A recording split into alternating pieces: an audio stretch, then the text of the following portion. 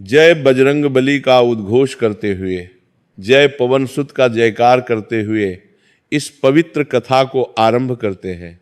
बहुत प्राचीन समय की बात है, जब धरती पर राजा महाराजाओं का शासन था और प्रजा अपने राजा को भगवान का प्रतिनिधि मानती थी।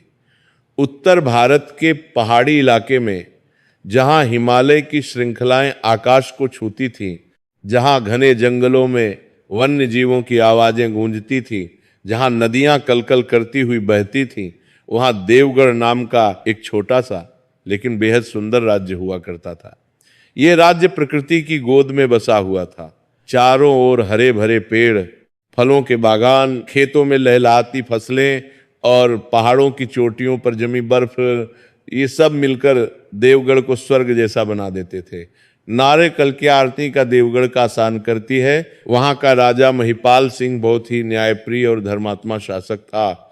उनका चेहरा तेजस्वी था, आंखों में दया और करुणा थी और वाणी में मिठास थी। वे हर सुबह अपनी प्रजा के बीच जाते थे और उनके दुख दर्द सुनते थे। उनका दरबार सभी के लिए खुला रहता था, चाहे कोई अमीर हो या गरीब, ब्राह्मण हो या शूद्र, सभी को न्याय मिलता था। उनकी प्रजा बहुत सुखी थी और राज्य में शांति थी। बाजारों में रौनक थी, मंदिरों में घंटियां बजती थीं, स्कूलों में बच्चों की किलकारियां गूंजती थीं। लेकिन इस सुखी और समृद्ध राज्य के पीछे एक गहरा दुख छिपा हुआ था। राजा महिपाल के मन में एक गहरा दुख था जो उनकी मुस्कान के पीछे छिपा रहता था। जब वे दरबार में बैठते थे तो उनकी आंखों में एक नमी दिखाई देती थी। जब वे रात को अपने कक्ष में अकेले होते थे तो उनके चेहरे पर चिंता की लकीरें उभर आती थी। उनका इकलौता पुत्र राजकुमार विक्रम सिंह, जो राज्य का उत्तराधिकारी था, जो देवगढ़ के भविष्य की आशा था, जिसमें एक महान राजा बनने के सभी गुण थे, वह पिछले 3 वर्षों से एक ऐसी रहस्यमय बीमारी से ग्रसित था जिसका कोई इलाज नहीं मिल पा रहा था। राजकुमार विक्रम अपनी युवावस्था के 25वें वर्ष में था। उसका कद लंबा था, चेहरा सुंदर था और स्वभाव बहुत ही विनम्र था।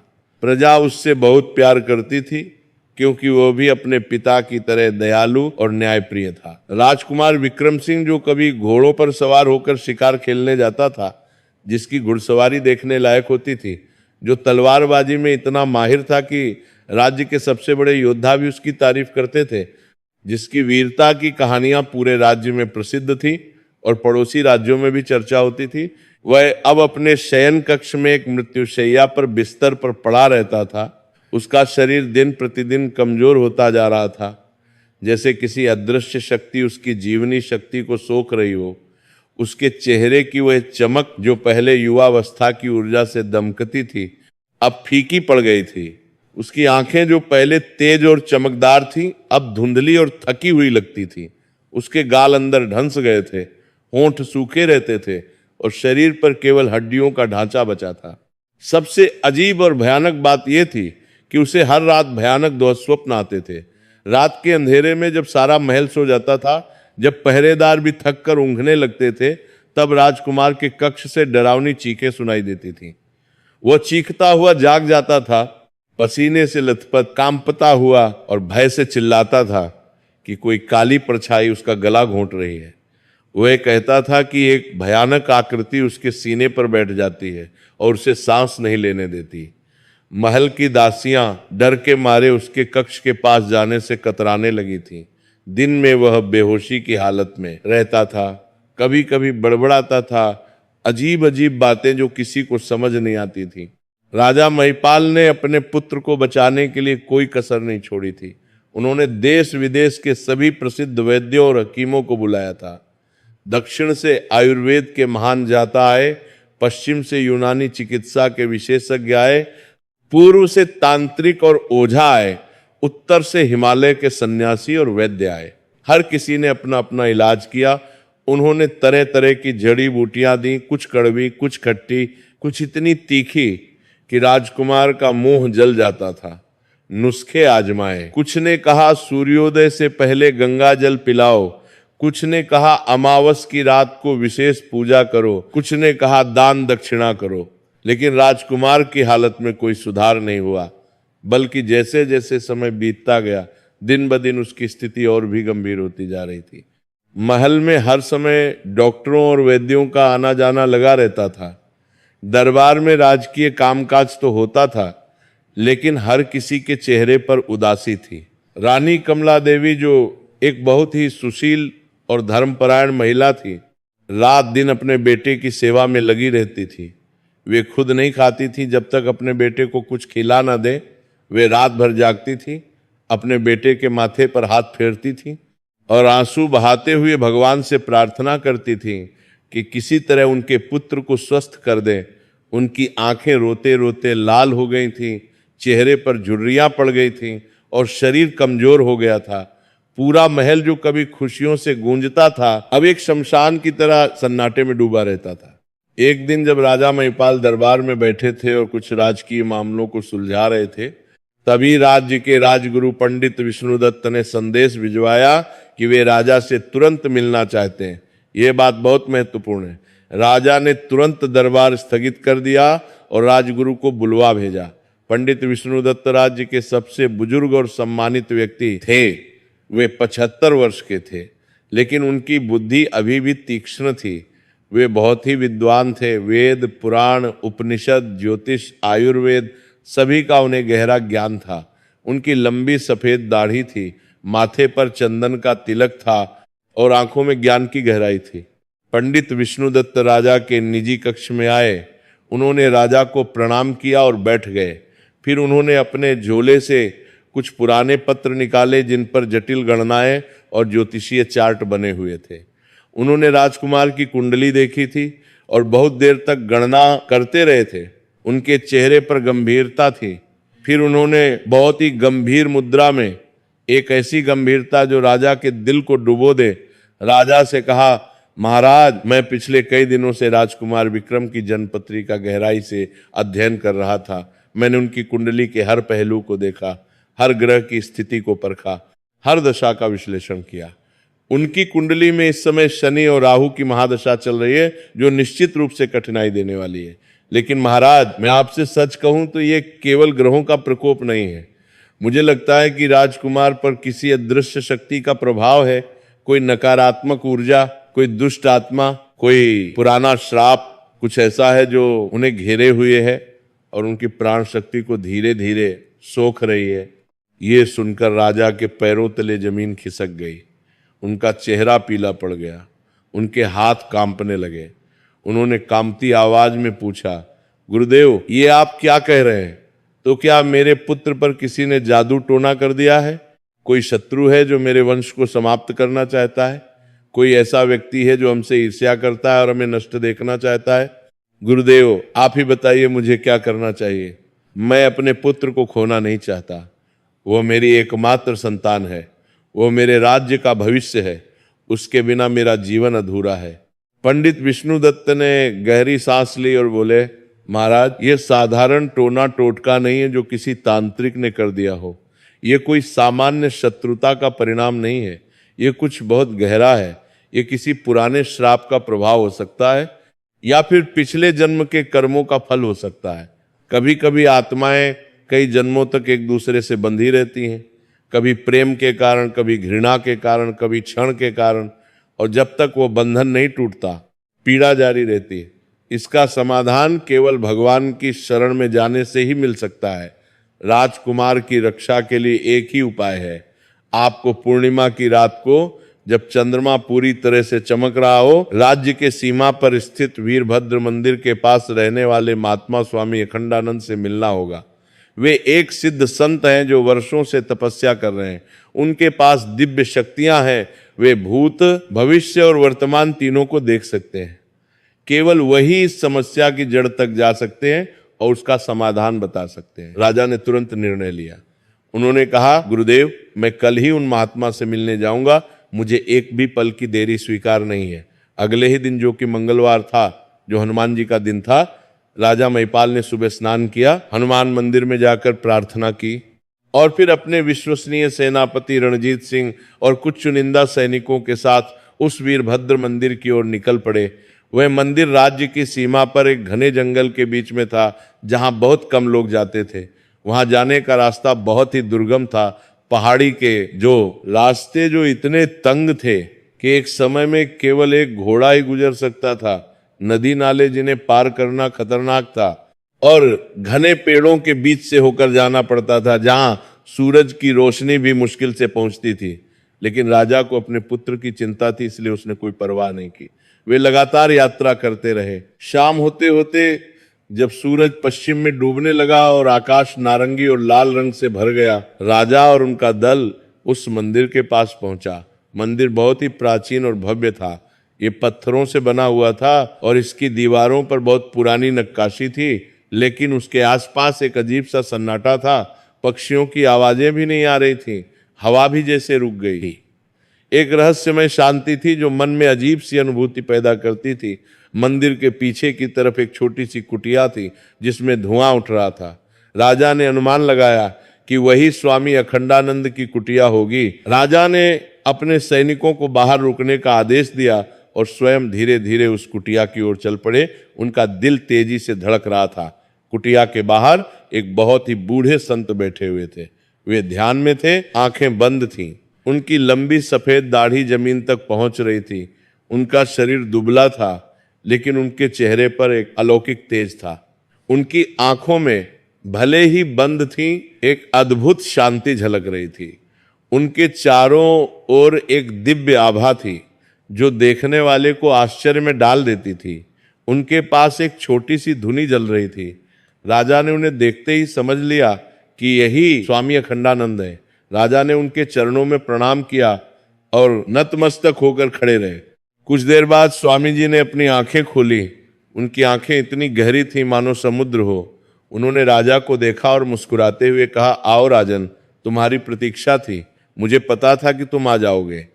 तुम्हारे मन में जो प्रश्न है, जो दुख है, जो चिंता है, सब मुझे ज्ञात है। बैठो। राजा चकित रह गए। उन्होंने स्वामी जी से कुछ कहा भी नहीं था, लेकिन उन्हें पहले से ही सब पता था। यह किसी सिद्ध पुरुष का ही कमाल हो सकता था।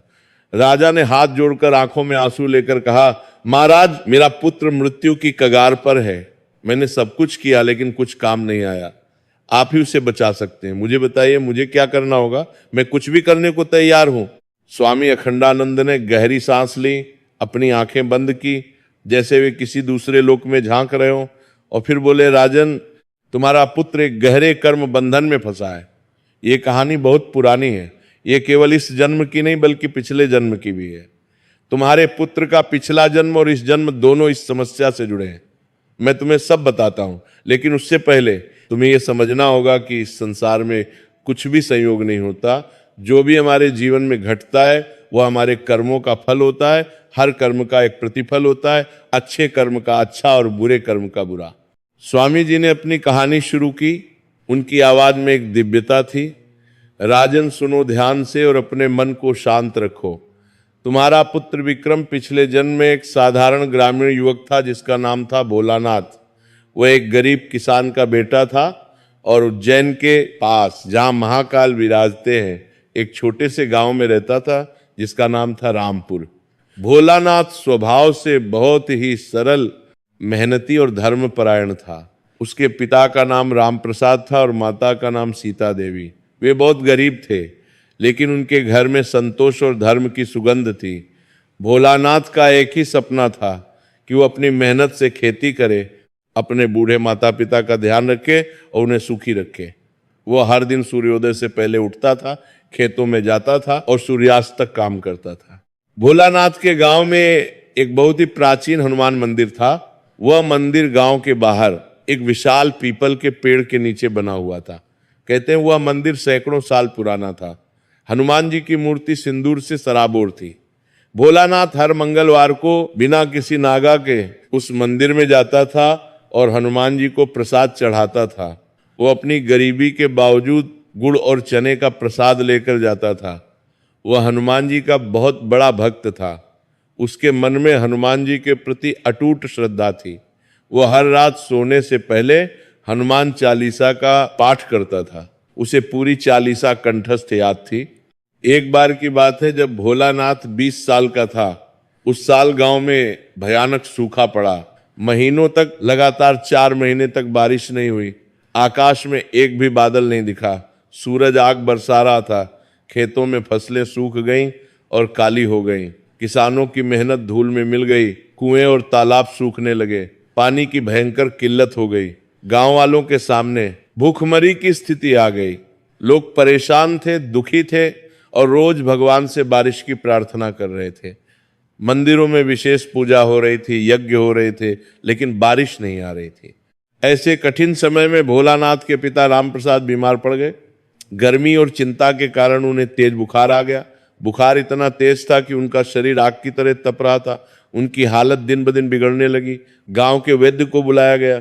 वैद्य ने उन्हें देखा, उनकी नाड़ी जांची और बहुत चिंतित होकर कहा कि उन्हें एक विशेष जड़ी बूटी की जरूरत है जो केवल पहाड़ों में बहुत ऊंचाई पर मिलती है। उस जड़ी बूटी के बिना ये बुखार नहीं उतरेगा। लेकिन उस समय इतनी गर्मी और सूखा था कि पहाड़ों की यात्रा करना जान जोखिम का काम था। कोई भी उस यात्रा के लिए तैयार नहीं था। भोलानाथ ने अपने पिता को देखा, उन्हें बेहोशी की हालत में देखा। उनकी आंखों में वह दर्द देखा जो केवल एक बेटा ही समझ सकता है। उसकी मां रो रही थी, गांव वाले उदास थे। भोलानाथ ने तुरंत निर्णय लिया कि चाहे जो भी हो जाए वो पहाड़ों में जाएगा और वो जड़ी बूटी लेकर आएगा। उसने अपनी मांग को ढांढस बंधाया। उन्हें कहा कि घबराओ मत, मैं पिताजी को ठीक कर दूंगा। अगले ही दिन जो मंगलवार था, भोलानाथ ने सुबह नदी में स्नान किया। हनुमान मंदिर जाकर प्रभु से विनती की। उसने हनुमान जी की मूर्ति के सामने हाथ जोड़कर आंसुओं के साथ कहा, हे पवन पुत्र, हे संकट मोचन, आप मेरे पिता की रक्षा करना। मैं उनके लिए दवा लाने जा रहा हूँ। रास्ता कठिन है, खतरनाक है, लेकिन मुझे विश्वास है कि आप मेरे साथ रहेंगे। आप मेरी रक्षा करना, मैं आपका दास हूँ। इतना कहकर भोलानाथ ने अपनी छोटी सी पोटली में कुछ सूखी रोटियां रखी, पानी की एक मटकी ली और पहाड़ों की ओर चल पड़ा। रास्ता बहुत कठिन था। सूरज सिर पर सीधा चमक रहा था। भयंकर गर्मी थी, पैर जल रहे थे, लेकिन भोलानाथ रुका नहीं। उसके मन में बस एक ही विचार था, पिताजी को बचाना है। वो चलता रहा। 2 दिन की कठिन यात्रा के बाद जब उसके पैरों में छाले पड़ गए, जब उसका पानी खत्म हो गया, जब वो थकान से चूर हो गया, तब वो उस स्थान पर पहुंचा जहां वो जड़ी बूटी मिलती थी।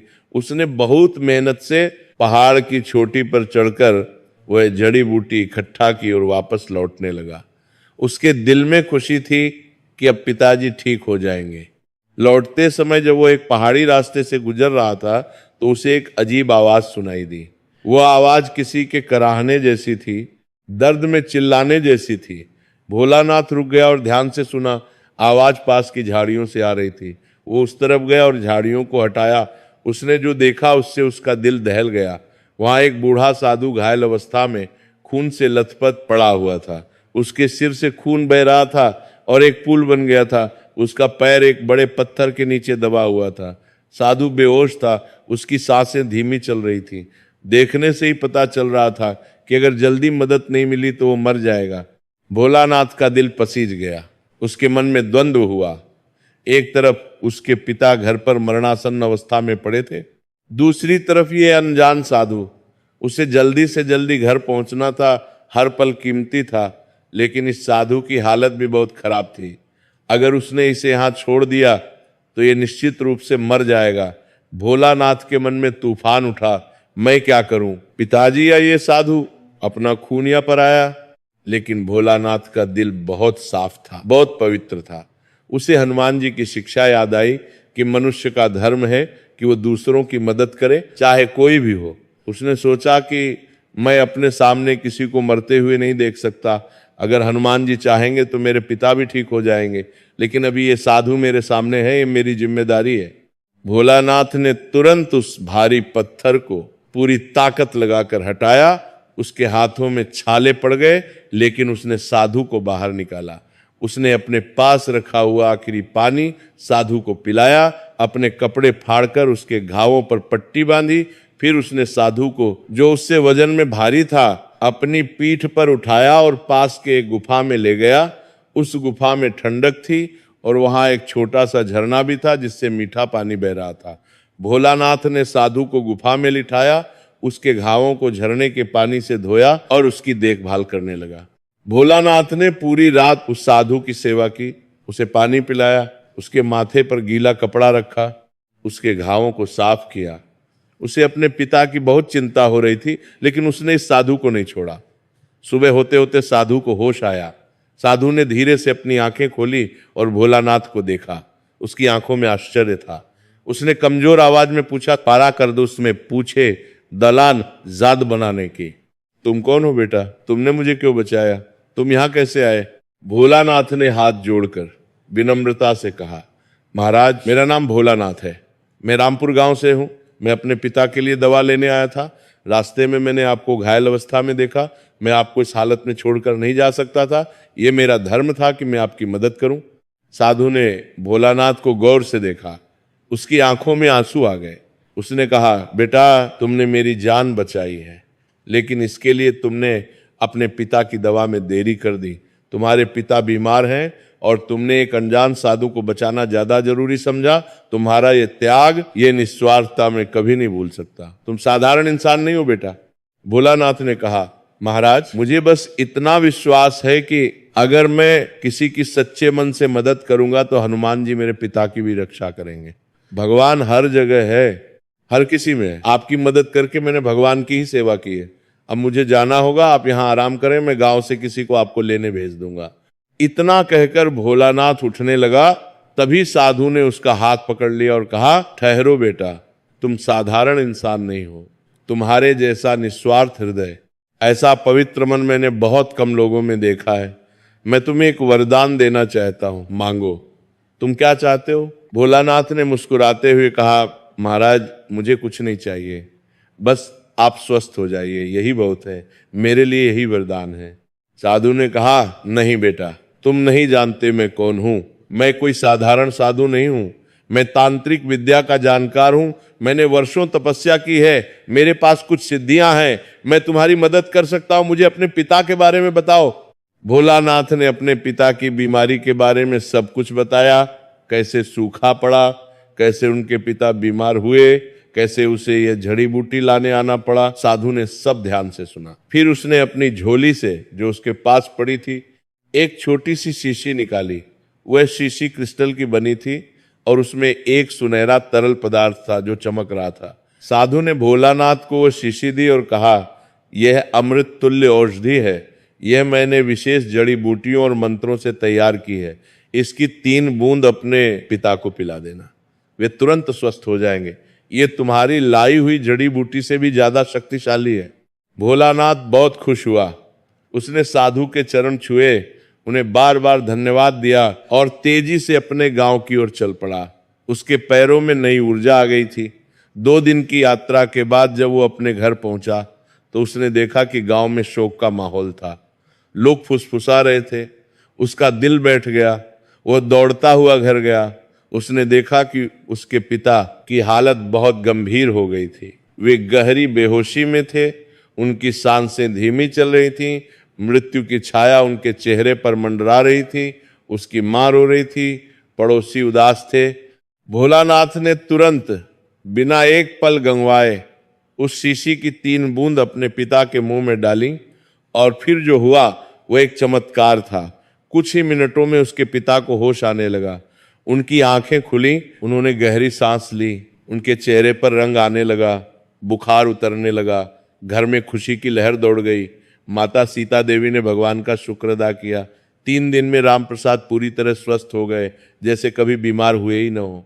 गांव में ये खबर आग की तरह फैल गई कि भोलानाथ के पिता चमत्कारिक रूप से ठीक हो गए हैं। ये किसी जादू से कम नहीं था।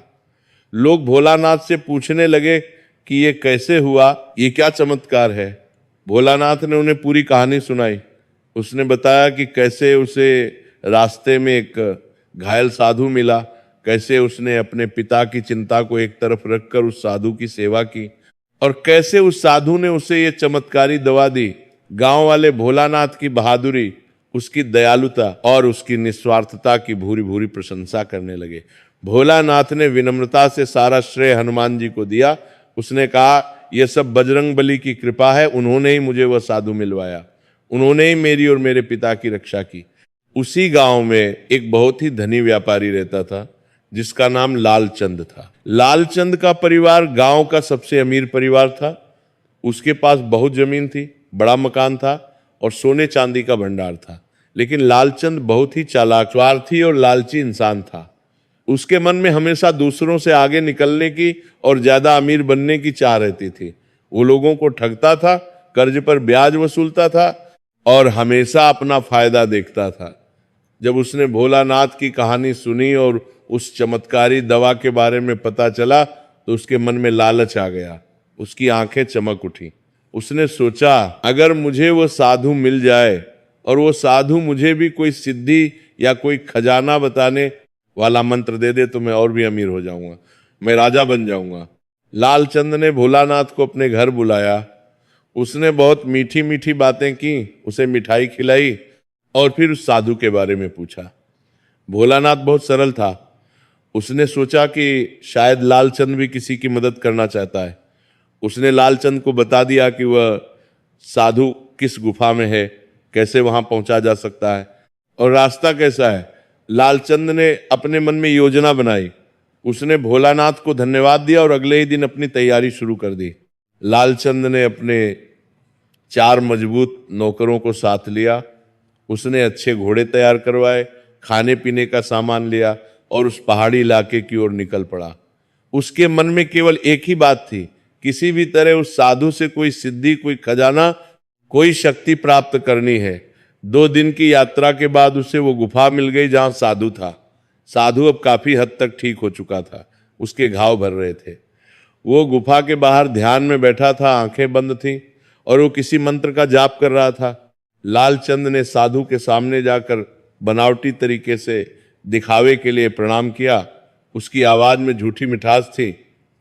उसने कहा, महाराज मैं आपकी सेवा करने आया हूं। मैंने भोलानाथ से आपके बारे में सुना, आप महान हैं। मैं आपके लिए भोजन, फल, कपड़े और दवाइयां लाया हूं। आप मुझे आशीर्वाद दीजिए, मैं आपका सेवक हूं। साधु ने धीरे से अपनी आंखें खोली। उसने लालचंद की ओर देखा। साधु की आंखें बहुत गहरी थीं। वह एक सिद्ध पुरुष था। उसने वर्षों की साधना से मन पढ़ने की शक्ति प्राप्त कर ली थी। वह लोगों के मन की बात जान सकता था, उनके इरादे पढ़ सकता था। उसने लालचंद की आंखों में झांका और तुरंत समझ गया कि इस आदमी के मन में स्वार्थ है, लालच है, छल है। ये भोलानाथ जैसा पवित्र हृदय वाला नहीं है। लेकिन साधु ने कुछ नहीं कहा। उसने सिर्फ इतना कहा, तुम्हारा स्वागत है, तुम बैठो। लालचंद ने कुछ दिन उस साधु की सेवा की, लेकिन ये सेवा केवल दिखावे की थी। उसके मन में कोई सच्ची भक्ति नहीं थी, कोई निस्वार्थता नहीं थी। उसके मन में केवल लालच था। वो हर पल सोचता रहता था, कब साधु मुझे कोई वरदान देगा, कब मुझे कोई सिद्धि मिलेगी, कब मैं और अमीर बनूंगा। वह रात को भी सोने से पहले यही सोचता था।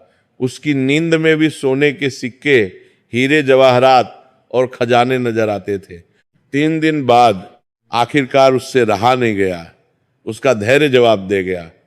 उसने साधु से अधीर होकर कहा, महाराज मैंने आपकी इतनी सेवा की है, मैं रोज आपके लिए भोजन बनाता हूं, आपके घाव साफ करता हूं, आपकी देखभाल करता हूं। क्या आप मुझे कोई सिद्धि नहीं देंगे, कोई मंत्र नहीं देंगे जिससे मैं धन पा सकूं? मैं भी भोलानाथ की तरह आपकी सेवा कर रहा हूं। साधु ने उसकी ओर देखा। उसकी आंखों में दुख था। उसने गंभीरता से, दृढ़ता से कहा, लालचंद तुम्हारी सेवा में निस्वार्थ भाव नहीं है। तुम भोलानाथ की तरह नहीं हो। भोलानाथ ने मेरी सेवा इसलिए की थी क्योंकि उसका दिल साफ था, उसमें करुणा थी, उसे कुछ नहीं चाहिए था। लेकिन तुम्हारे मन में केवल लालच है, स्वार्थ है। तुम मेरी सेवा इसलिए कर रहे हो क्योंकि तुम्हें बदले में कुछ चाहिए। यह सच्ची सेवा नहीं है। मैं तुम्हें कुछ नहीं दे सकता। सिद्धियां, वरदान, शक्तियां, ये सब केवल शुद्ध हृदय वालों को ही मिलती हैं, उन्हें जो निस्वार्थ होते हैं। ये सुनकर लालचंद को बहुत गुस्सा आया। उसका चेहरा क्रोध से लाल हो गया। उसकी मुट्ठियां भिंच गईं। उसकी आंखों में आग धधकने लगी। उसने ऊंची आवाज में गुस्से से कहा, क्या मतलब? ये क्या अन्याय है? आपने उस गरीब भोलानाथ को दवा दी, उसे वरदान दिया, और मुझे जो इतना अमीर हूं, इतना शक्तिशाली हूं, कुछ नहीं देंगे? ये नाइंसाफी है। मैं भी आपकी सेवा कर रहा हूं। साधु ने शांत स्वर में लेकिन दृढ़ता से कहा, लालचंद तुम अमीरी और गरीबी को गलत समझ रहे हो। भोलानाथ भले ही धन से गरीब था, लेकिन वो दिल से अमीर था। उसने मेरी जान बचाई थी बिना किसी स्वार्थ के। उसने अपने पिता की चिंता को पीछे रखकर एक अनजान की मदद की, लेकिन तुम केवल अपना फायदा देखकर आए हो। तुम्हारे मन में लालच है, इसलिए तुम्हारी सेवा का कोई मोल नहीं है। सच्ची सेवा बिना किसी अपेक्षा के होती है। लालचंद का चेहरा और भी ज्यादा क्रोध से भर गया। उसकी आंखों में पागलपन झलकने लगा। उसने दांत पीसते हुए चिल्लाया, अगर आप मुझे कुछ नहीं देंगे तो मैं खुद ले लूंगा। मुझे किसी की परवाह नहीं, मैं लालचंद हूं। जो मैं चाहता हूं वह मुझे मिलना चाहिए। उसने अपने नौकरों को इशारा किया। चारों नौकर जो बाहर खड़े थे दौड़ते हुए अंदर आए। उन्होंने साधु को पकड़ लिया। साधु बूढ़ा और कमजोर था, उसे अभी पूरी तरह ठीक भी नहीं हुआ था। वो प्रतिरोध नहीं कर सका। नौकरों ने साधु की झोली छीन ली, जो गुफा के एक कोने में रखी थी। उस झोली में कुछ दिव्य वस्तुएं थीं, कुछ रुद्राक्ष की मालाएं, कुछ जड़ी बूटियां, एक पुराना ग्रंथ और एक छोटा सा काला ताबीज जो एक लाल धागे में बंधा हुआ था। लालचंद ने वो ताबीज देखा। उसे लगा कि ये कोई खास चीज है, क्योंकि ये अजीब तरह से चमक रहा था। उसने वो ताबीज उठा लिया और पूछा, ये क्या है, ये इतना चमक क्यों रहा है? साधु घबरा गया, उसके चेहरे पर भय आ गया। उसने हाथ जोड़कर विनती करते हुए कहा, नहीं लालचंद, ये मत लो, कुछ और ले लो, लेकिन ये नहीं, ये बहुत शक्तिशाली है, बहुत खतरनाक है। ये किसी की रक्षा के लिए नहीं, बल्कि किसी शत्रु को बांधने के लिए, किसी दुष्ट आत्मा को कैद करने के लिए बनाया गया है। इसमें एक बहुत ही भयानक दुष्ट आत्मा बंधी हुई है, जिसे मैंने वर्षों की साधना के बाद एक तांत्रिक क्रिया में पकड़ा था। ये आत्मा बहुत खतरनाक है। अगर तुमने इसे गलत तरीके से इस्तेमाल किया, अगर तुमने इसे खोल दिया, तो ये तुम्हारे परिवार का और तुम्हारे वंश का नाश कर देगी। मैं तुमसे विनती करता हूं, इसे वापस रख दो। लेकिन लालचंद ने साधु की बात नहीं सुनी। उसे लगा कि साधु झूठ बोल रहा है ताकि वो ये शक्तिशाली चीज उसे न दे। उसने सोचा कि अगर साधु इतना डरा रहा है तो जरूर इसमें कोई बड़ी शक्ति है। उसने वो ताबीज अपनी जेब में रख लिया और हंसते हुए व्यंग्य से कहा, महाराज आपकी चिंता छोड़िए, मैं इसे संभाल लूंगा, अब आपको इसकी जरूरत नहीं है। इतना कहकर लालचंद और उसके नौकर उस गुफा से निकल गए। साधु वहीं बैठा रो रहा था। उसे पता था कि अब कुछ बहुत बुरा होने वाला है। उसने हाथ जोड़कर भगवान से प्रार्थना की कि लालचंद को बचा ले, उसे सद्बुद्धि दे। स्वामी अखंडानंद ने कहानी को यहाँ रोका और राजा महिपाल की ओर देखा। राजा बहुत ध्यान से सुन रहे थे। उनकी आंखें फैली हुई थी, उनके चेहरे पर तनाव था। स्वामी जी ने गंभीरता से धीमी आवाज में कहा, राजन, यही वह लालचंद, यही वह स्वार्थी और लालची व्यक्ति तुम्हारे राजकुमार विक्रम का पिछला जन्म था। राजा चौंक गए, उनके मुंह से एक आह निकल गई। उन्होंने आश्चर्य और दुख से कहा, क्या ये कैसे संभव है? मेरा पुत्र, मेरा प्यारा विक्रम उस पापी, उस लालची लालचंद का पुनर्जन्म है? ये सच नहीं हो सकता। मेरा पुत्र तो बहुत अच्छा है, दयालु है। स्वामी जी ने धीरज से कहा, हाँ राजन, ये सत्य है। कर्म का चक्र बहुत रहस्यमय है, बहुत जटिल है। आत्मा कई जन्म लेती है, हर जन्म में वो अलग होती है। आत्मा का नूना राशि है, लेकिन पिछले जन्मों के कर्म उसका पीछा करते हैं। लालचंद ने उस जन्म में बहुत बुरे कर्म किए थे। उसने उस साधु के साथ अन्याय किया था। उसने जबरदस्ती हिंसा से वह ताबीज चुराया था। उस ताबीज में एक दुष्ट आत्मा बंधी हुई थी, जो साधु ने बड़ी मुश्किल से कई दिनों की तांत्रिक क्रिया के बाद पकड़ी थी। वो आत्मा बहुत ही भयानक थी, बहुत ही क्रूर थी। लालचंद जब उस ताबीज को लेकर अपने गांव रामपुर लौटा, तो उसे नहीं पता था कि वो अपने साथ एक भयंकर मुसीबत ले आया है। वो बहुत खुश था। उसे लग रहा था कि उसने कोई बहुत बड़ा खजाना पा लिया है। उस रात जब वो घर पहुंचा, तो उसने वो ताबीज अपने घर में एक संदूक में बड़े प्यार से रख दिया। उसने सोचा कि कल वो किसी तांत्रिक के पास जाएगा और पूछेगा कि इस ताबीज को कैसे इस्तेमाल करना है। रात को जब वो सो रहा था, तभी लगभग आधी रात के समय, जब अंधेरा सबसे गहरा होता है, तो उसे भयानक सपने आने लगे। उसने सपने में देखा कि एक काली परछाई जिसकी आंखें लाल थीं और जिसके मुंह से आग निकल रही थी, उसके कमरे में घूम रही है। वो परछाई उसकी ओर आ रही है, उसका गला पकड़ रही है। लालचंद चीख कर उठा।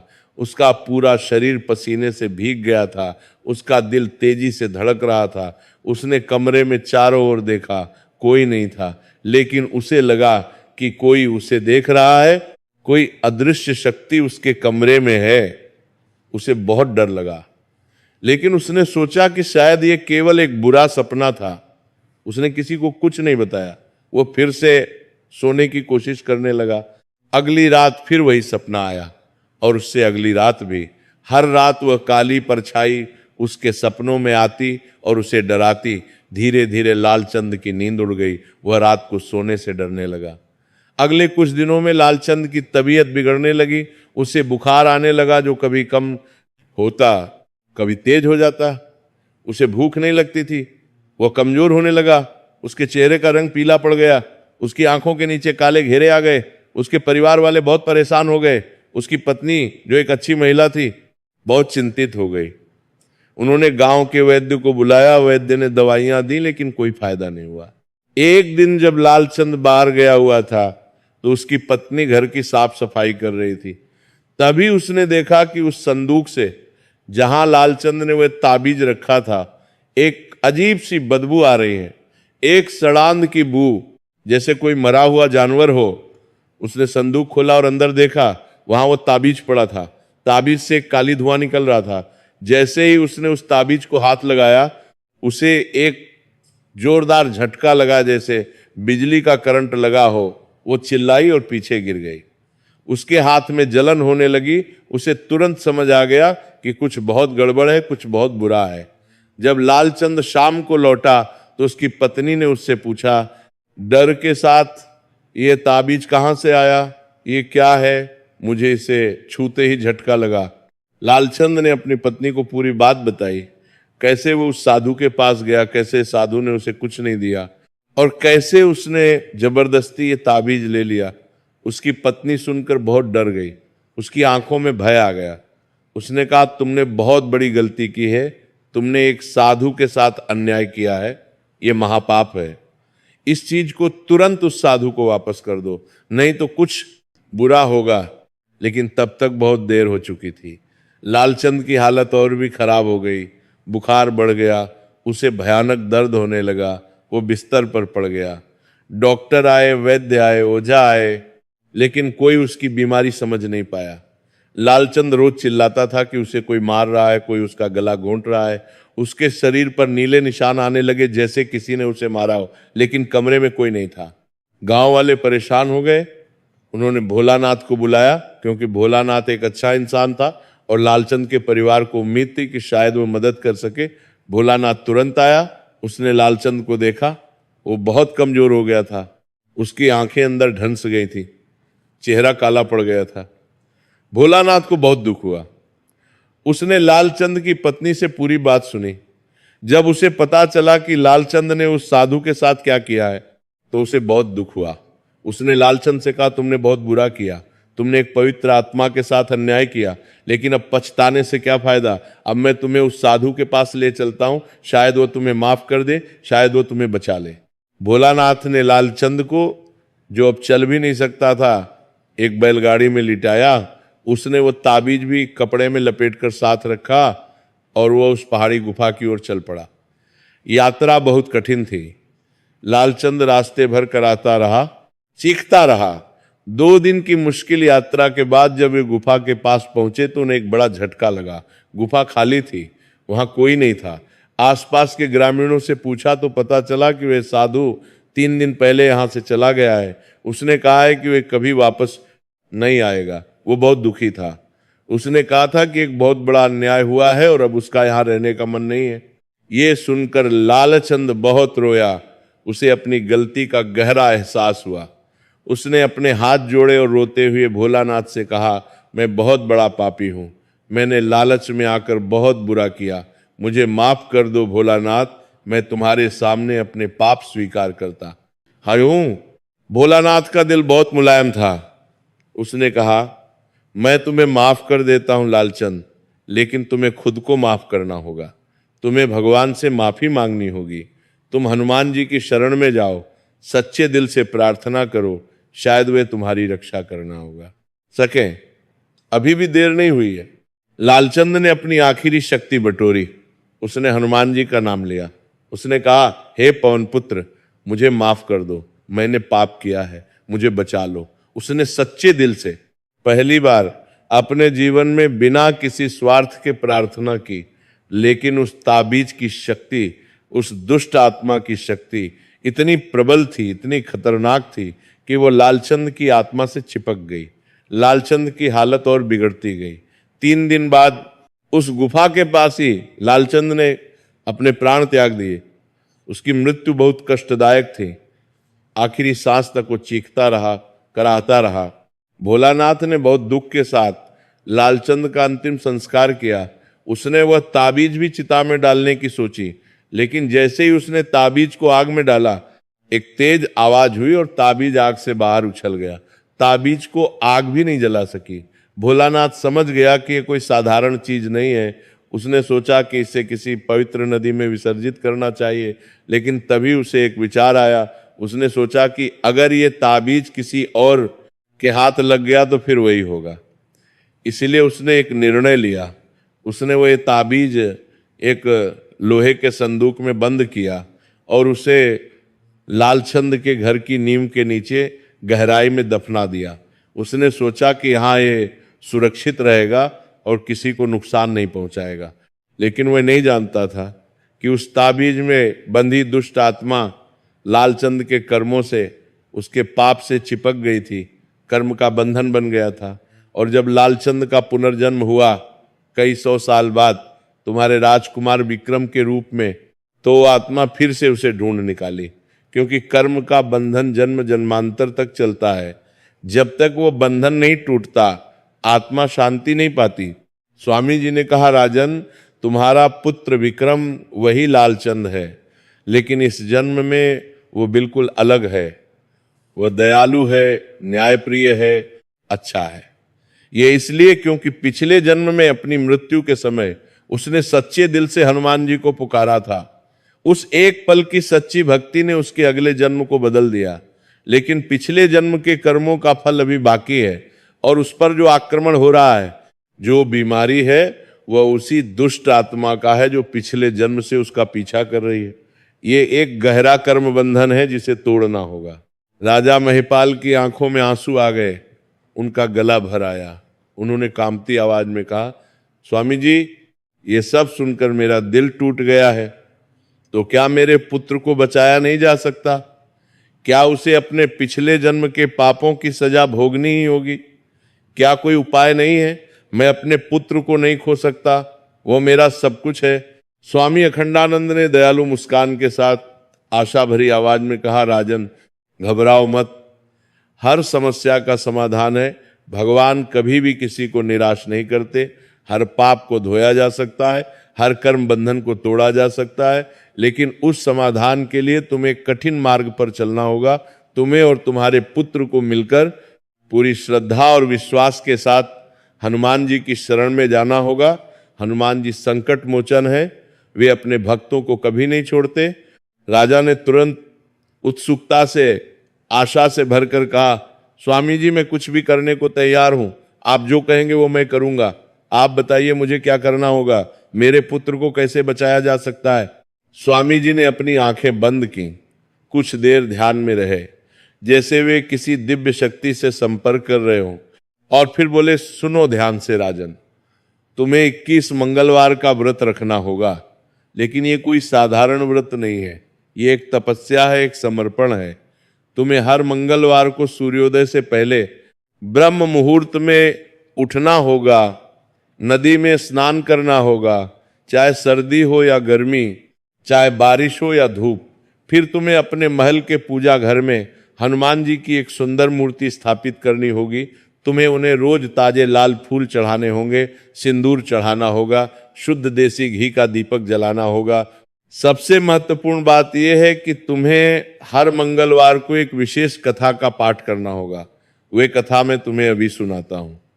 इस कथा को तुम्हें अपने पुत्र को भी सुनाना होगा, अपने परिवार को सुनाना होगा और अपनी प्रजा को भी सुनाना होगा। जितने ज्यादा लोग इस कथा को सुनेंगे उतनी ज्यादा सकारात्मक ऊर्जा बनेगी। धीरे धीरे तुम्हारे पुत्र के पिछले कर्म का प्रभाव कम होगा, उस दुष्ट आत्मा का बंधन कमजोर पड़ेगा और आखिर में वह मुक्त हो जाएगी, तुम्हारा पुत्र स्वस्थ हो जाएगा। स्वामी जी ने राजा को एक प्राचीन और पवित्र कथा सुनाई। उनकी आवाज में एक दिव्य संगीत था। वह कथा थी प्राचीन काल में, जब देवता और राक्षस दोनों धरती पर विचरण करते थे। एक ब्राह्मण रहता था जिसका नाम रामदास था। रामदास काशी में गंगा के किनारे एक छोटी सी कुटिया में रहता था। वह बहुत गरीब था, उसके पास खाने के लिए भी पर्याप्त नहीं था, उसके कपड़े फटे हुए थे, लेकिन फिर भी वो हमेशा खुश रहता था क्योंकि वो हनुमान जी का परम भक्त था। वो हर सुबह गंगा में स्नान करता, फिर हनुमान मंदिर जाता और पूरा दिन हनुमान चालीसा का पाठ करता रहता। उसका हनुमान जी में इतना विश्वास था कि उसे किसी चीज की चिंता नहीं होती थी। एक बार की बात है, रामदास की पत्नी गीता देवी गंभीर रूप से बीमार हो गई। उसे एक खतरनाक बीमारी हो गई थी। वैद्य ने कहा कि उसे तुरंत इलाज की जरूरत है, नहीं तो वो नहीं बचेगी। लेकिन इलाज बहुत महंगा था। रामदास के पास इलाज के लिए पैसे नहीं थे। उसने अपने सभी मित्रों से पैसे उधार मांगे, लेकिन कोई नहीं दे सका। रामदास बहुत दुखी हो गया। उसने अपनी पत्नी को देखा जो दर्द से कराह रही थी, उसका दिल टूट गया। उस रात रामदास हनुमान मंदिर गया। वो हनुमान जी की मूर्ति के सामने रोने लगा। उसने कहा, हे प्रभु, आप ही मेरे सहारे हैं। मेरी पत्नी मरने वाली है और मेरे पास उसे बचाने का कोई साधन नहीं है। मैं आपकी शरण में आया हूं, मुझे बचाइए। उसने पूरी रात हनुमान जी के सामने जागरण किया, चालीसा पढ़ता रहा। उसी रात हनुमान जी ने उसे स्वप्न में दर्शन दिए। हनुमान जी ने प्रेम से मुस्कुराते हुए कहा, रामदास, तुम्हारी भक्ति से मैं बहुत प्रसन्न हूं, तुम निराश मत हो। कल सुबह तुम्हारे घर एक अतिथि आएगा, तुम उसकी पूरी सेवा करना पूरे मन से। उसके जाने के बाद तुम्हारी सभी समस्याएं दूर हो जाएंगी। सुबह जब रामदास की आंख खुली तो उसे बहुत खुशी हुई। उसने अपनी पत्नी को सपने के बारे में बताया। अगले दिन दोपहर में सचमुच एक बूढ़ा साधु रामदास के घर आया। वो बहुत थका हुआ था, भूखा था और कमजोर दिख रहा था। उसने कहा, मुझे बहुत भूख लगी है, क्या तुम मुझे कुछ खाने को दे सकते हो? रामदास ने अपनी कुटिया में देखा। उसके पास खाने के लिए केवल एक मुट्ठी चावल और थोड़ी सी दाल थी जो उसने अपनी बीमार पत्नी के लिए बचाकर रखी थी। एक पल के लिए रामदास के मन में विचार आया, अगर मैं ये खाना साधु को दे दूंगा तो मेरी पत्नी को क्या खिलाऊंगा? लेकिन फिर उसे हनुमान जी के स्वप्न की याद आई। उसने तुरंत निर्णय लिया। उसने वह सारा खाना पकाया और बड़े प्यार से, पूरी श्रद्धा से साधु को परोसा। साधु ने भोजन किया। उसने रामदास को बहुत आशीर्वाद दिया और कहा, तुमने एक भूखे को खाना खिलाया, तुम्हारा यह त्याग व्यर्थ नहीं जाएगा। ऐसा कहकर साधु चला गया। उसी शाम एक चमत्कार हुआ। रामदास की पत्नी की तबीयत अचानक ठीक होने लगी। उसका बुखार उतर गया, उसे भूख लगने लगी। अगले दिन तक वो पूरी तरह स्वस्थ हो गई, जैसे कभी बीमार हुई ही न हो। रामदास समझ गया कि यह हनुमान जी की कृपा है। उसने हनुमान मंदिर जाकर प्रभु को धन्यवाद दिया। ये कथा सुनाकर स्वामी जी ने कहा, राजन, ये कथा हनुमान जी की कृपा और निस्वार्थ सेवा की महत्ता को दर्शाती है। जब कोई व्यक्ति बिना स्वार्थ के, बिना किसी अपेक्षा के दूसरों की सेवा करता है तो हनुमान जी उसकी सभी मनोकामनाएं पूरी करते हैं। ये कथा बताती है कि भगवान हमेशा अपने सच्चे भक्तों की रक्षा करते हैं। तुम्हें ये कथा हर मंगलवार को अपने परिवार, अपने दरबार और अपनी प्रजा को सुनानी होगी। इसके साथ ही तुम्हें दान पुण्य भी करना होगा, गरीबों को भोजन कराना होगा। इसके अलावा राजन, तुम्हें 21वें मंगलवार को एक विशेष उद्यापन करना होगा। तुम्हें 108 ब्राह्मणों को भोजन कराना होगा, गरीबों को वस्त्र दान देना होगा, भूखों को अन्न दान देना होगा और सबसे महत्वपूर्ण बात, तुम्हें उस ताबीज को खोजना होगा जो लालचंद के घर की नींव में दबा हुआ है। उसे खोज कर किसी पवित्र नदी में विसर्जित करना होगा, तभी वह दुष्ट आत्मा पूरी तरह से मुक्त होगी, तभी तुम्हारे पुत्र को पूर्ण शांति मिलेगी और वह स्वस्थ हो जाएगा। राजा ने पूछा, लेकिन स्वामी जी वो ताबीज कहाँ होगा? लालचंद के उस जन्म को तो कई सदियां बीत चुकी हैं, वो घर तो अब नहीं होगा। स्वामी जी ने आंखें बंद की, कुछ देर ध्यान में रहे और फिर कहा, वह ताबीज अभी भी मौजूद है राजन। वह ताबीज साधारण नहीं है, वह तांत्रिक शक्तियों से बना है, वह नष्ट नहीं होता। वह लालचंद के घर की नींव में गहराई में दबा हुआ है। तुम्हें अपने राज्य के पुराने अभिलेखों में, प्राचीन ग्रंथों में देखना होगा कि कई 100 साल पहले उज्जैन के पास रामपुर गांव में लालचंद नाम का व्यापारी कहाँ रहता था। जब तुम उस जगह को खोज लोगे तो वहां खुदाई करवाना, तुम्हें एक लोहे का संदूक मिलेगा, उसमें वह ताबीज होगा। उसे निकालकर पूर्णिमा की रात को गंगा नदी में विसर्जित कर देना। लेकिन ध्यान रहे, विसर्जन के समय तुम्हें 108 बार हनुमान चालीसा का पाठ करना होगा, तभी वह आत्मा शांति पाएगी और तुम्हारे पुत्र का बंधन टूट जाएगा। राजा महिपाल ने स्वामी अखंडानंद के चरण छुए। उनकी आंखों में आंसू थे, लेकिन अब वे खुशी के आंसू थे, आशा के आंसू थे। उन्होंने कहा, गुरुदेव मैं आपकी हर बात मानूंगा, मैं अपने पुत्र को बचाने के लिए कुछ भी करूंगा। आपने मुझे आशा दी है, रास्ता दिखाया है, मैं आजीवन आपका आभारी रहूंगा। स्वामी जी ने आशीर्वाद देते हुए प्रेम से कहा, जाओ राजन, हनुमान जी तुम्हारे साथ हैं, वे तुम्हारी और तुम्हारे पुत्र की रक्षा करेंगे। लेकिन हमेशा याद रखना, ये केवल पूजा और कर्मकांड की बात नहीं है। तुम्हें अपने हृदय से, अपनी आत्मा की गहराई से हनुमान जी को पुकारना होगा। तुम्हारी भक्ति सच्ची होनी चाहिए, निस्वार्थ होनी चाहिए। तुम्हें अच्छे कर्म करने होंगे, गरीबों की सेवा करनी होगी, तभी ये उपाय पूरी तरह से काम करेगा, तभी तुम्हारे पुत्र का उद्धार होगा, निस्वार्थ तुम्हारे पुत्र का उद्धार होगा। राजा महिपाल दिल में नई उम्मीद, नया विश्वास लेकर वापस अपने महल लौटे। रास्ते भर उन्होंने हनुमान चालीसा का पाठ किया। जब वे महल पहुंचे तो उन्होंने तुरंत रानी कमला देवी को सब कुछ बताया। स्वामी जी ने क्या कहा, उनके पुत्र का पिछला जन्म क्या था, उन्हें क्या करना है। रानी ने सब सुना और कहा, महाराज मैं भी आपके साथ ये व्रत रखूंगी, हम मिलकर अपने पुत्र को बचाएंगे। अगले ही मंगलवार से राजा और रानी दोनों ने वह व्रत शुरू किया। वे सुबह 4 बजे उठते, जब चारों ओर अंधेरा होता था और केवल तारे चमक रहे होते थे। वे नदी में जाकर स्नान करते, चाहे ठंड हो या गर्मी, चाहे बारिश हो या आंधी। फिर वे महल के पूजा घर में जाते, जहां उन्होंने हनुमान जी की एक सुंदर मूर्ति स्थापित की थी। वह मूर्ति लाल सिंदूर से सजी थी, उसके गले में फूलों की मालाएं थीं। राजा और रानी दोनों मिलकर हनुमान जी की पूजा करते, दीपक जलाते, चालीसा पढ़ते और फिर उस विशेष कथा का पाठ करते। राजकुमार विक्रम जो बीमार था, उसकी हालत बहुत खराब थी। उसे भी हर मंगलवार को पूजा के समय पूजा घर में लाया जाता था। दासियां उसे सहारा देकर लाती, वो बैठ नहीं सकता था तो उसे लिटाया जाता था। राजा उसे भी कथा सुनाते। पहले कुछ मंगलवार में राजकुमार की हालत में कोई खास बदलाव नहीं आया, बल्कि कभी कभी लगता था कि स्थिति और बिगड़ रही है। राजा थोड़े निराश होने लगे, लेकिन रानी ने उन्हें धैर्य रखने को कहा और राजा को स्वामी जी के वचन याद आए कि धैर्य रखो, विश्वास रखो। उन्होंने अपना धैर्य नहीं खोया।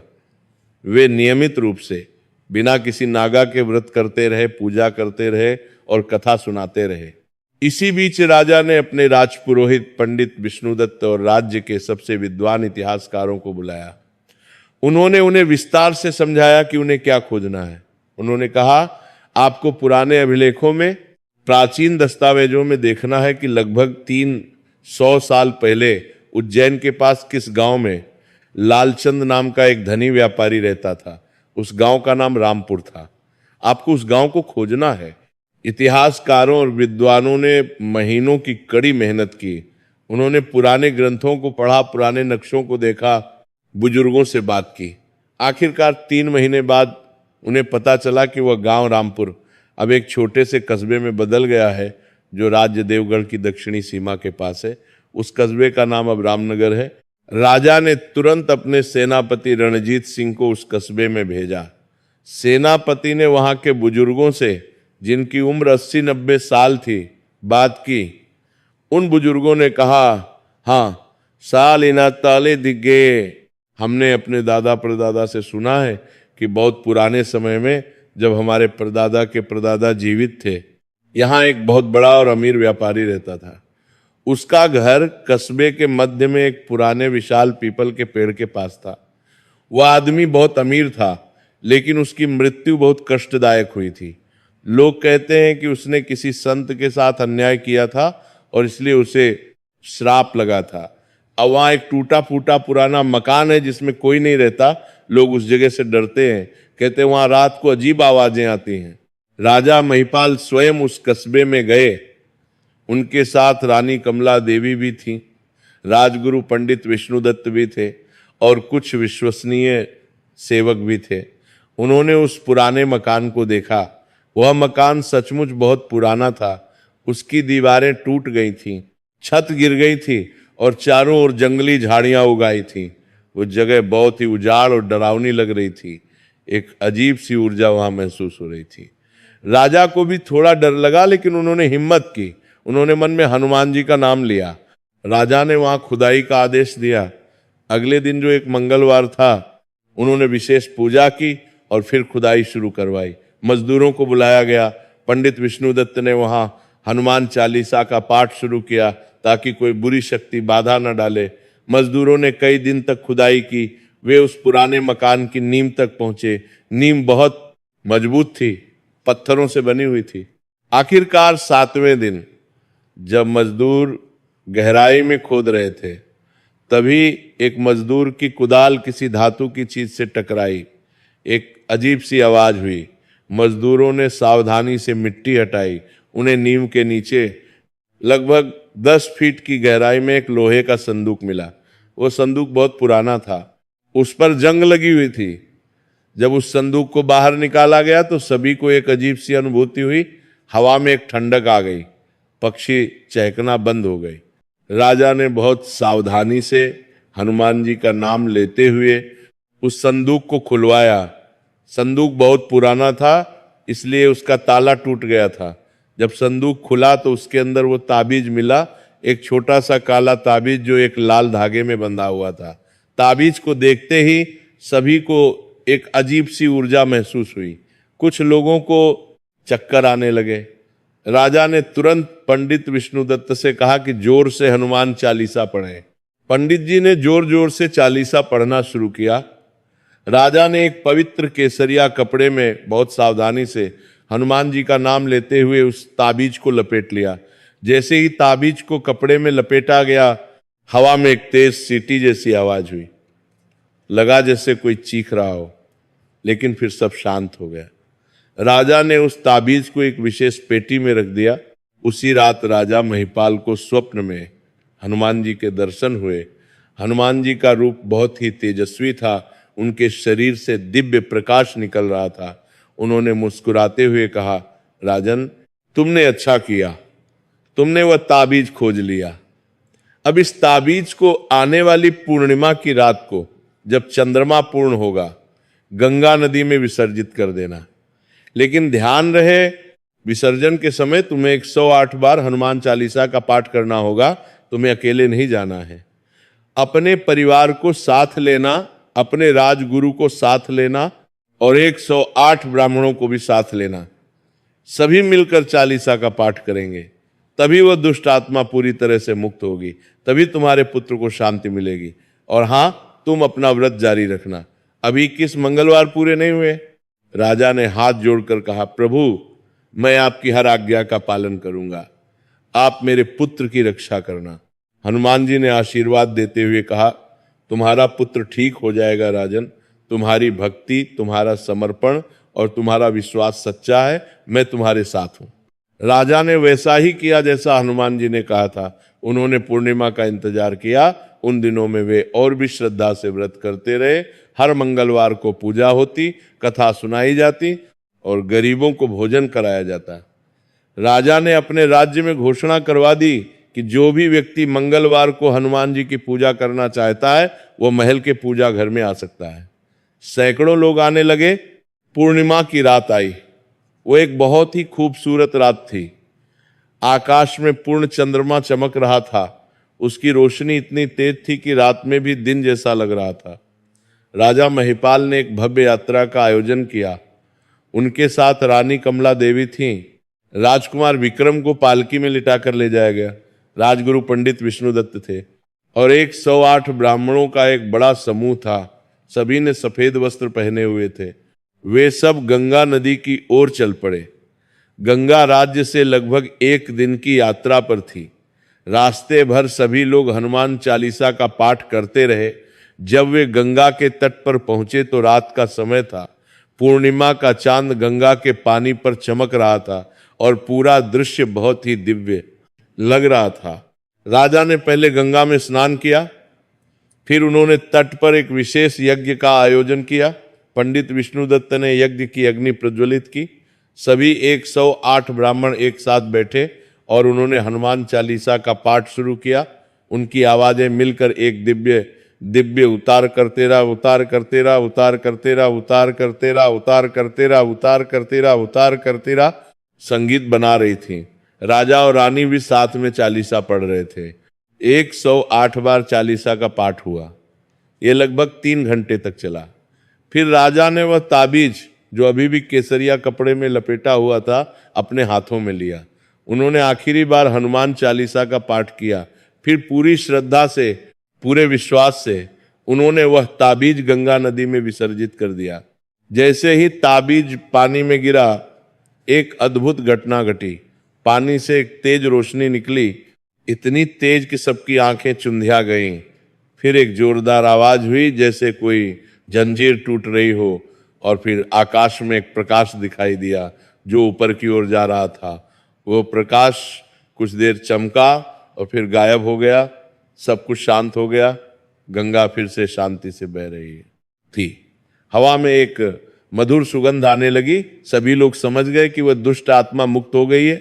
उसी समय राज्य देवगढ़ में, महल में, जहां राजकुमार विक्रम को छोड़ा गया था, वहां भी एक चमत्कार हो रहा था। राजकुमार जो पालकी में लेटा हुआ था, उसने अचानक अपनी आंखें खोली। उसने गहरी सांस ली। उसे लगा जैसे उसके सीने पर रखा हुआ एक भारी पत्थर हट गया हो। पहली बार 3 सालों में उसे शांति महसूस हुई। उसने चारों ओर देखा। सेवक चौंक गए। राजकुमार होश में था। उसकी आंखें साफ थीं। उसी रात राजकुमार विक्रम को पहली बार शांति से नींद आई। उसे कोई बुरा सपना नहीं आया, कोई काली परछाई नहीं आई। वो शांति से सो गया जैसे एक छोटा बच्चा सोता है। अगले दिन सुबह जब राजा और रानी गंगा तट से वापस महल लौटे तो उन्होंने एक अद्भुत दृश्य देखा। राजकुमार विक्रम अपने बिस्तर पर बैठा हुआ था। वो मुस्कुरा रहा था। उसके चेहरे पर एक नई चमक थी। उसकी आंखें जो महीनों से धुंधली और थकी हुई थीं, अब साफ और चमकदार थीं। रानी कमला देवी यह देखकर इतनी खुश हुई कि वे रो पड़ी। खुशी के आंसू उनके गालों पर बह निकले। उन्होंने दौड़कर अपने बेटे को गले लगा लिया। राजकुमार विक्रम ने कहा, माताजी, पिताजी, मुझे बहुत अच्छा लग रहा है। मुझे लग रहा है जैसे मैं एक लंबे अंधेरे से बाहर निकल आया हूँ।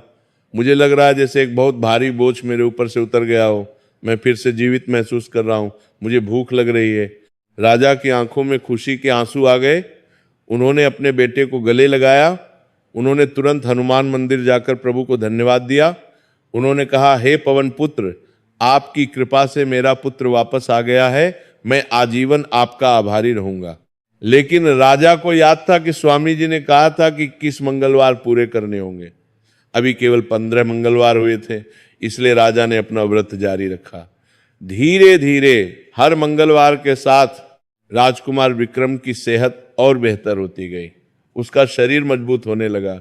उसके गालों पर रंग आने लगा। उसकी भूख वापस आ गई। 3 हफ्ते बाद राजकुमार पूरी तरह से स्वस्थ हो गया। वह फिर से घुड़सवारी करने लगा। अपने घोड़े पर बैठकर महल के मैदान में दौड़ने लगा, तलवार चलाने लगा। उसकी वीरता और शक्ति वापस आ गई। पूरे राज्य में खुशी की लहर दौड़ गई। प्रजा बहुत खुश हुई। लोग कहने लगे कि ये हनुमान जी का चमत्कार है। 21वें मंगलवार को राजा महिपाल ने एक भव्य उद्यापन किया। यह राज्य का सबसे बड़ा उत्सव था। पूरे महल को फूलों से सजाया गया। हर घर में दीपक जलाए गए, 108 ब्राह्मणों को विशेष भोजन कराया गया, उन्हें वस्त्र दान दिए गए, धन दिया गया, हजारों गरीबों को भोजन कराया गया, भूखों को अन्न दान दिया गया। हनुमान मंदिर में विशेष पूजा हुई, पूरे राज्य में हनुमान जी की जय जयकार हुई, ढोल नगाड़े बजे, लोग नाचे गाए। उस दिन राजा ने अपनी प्रजा के सामने एक महत्वपूर्ण घोषणा की। उन्होंने कहा, मेरे प्यारे भाइयों और बहनों, आज का दिन हमारे राज्य के इतिहास में स्वर्णिम अक्षरों में लिखा जाएगा।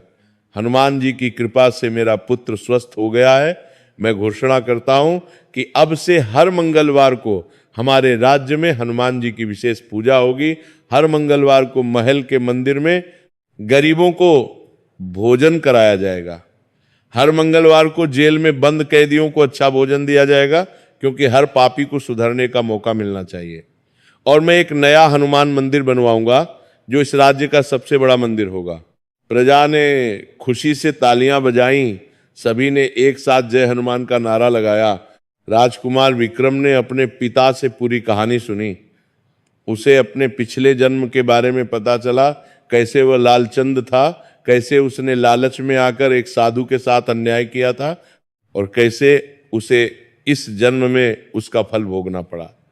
उसे अपनी गलतियों का, भले ही वे पिछले जन्म की थी, गहरा एहसास हुआ। उसकी आंखों में आंसू आ गए। उसने अपने पिता से कहा, पिताजी मुझे बहुत पछतावा है।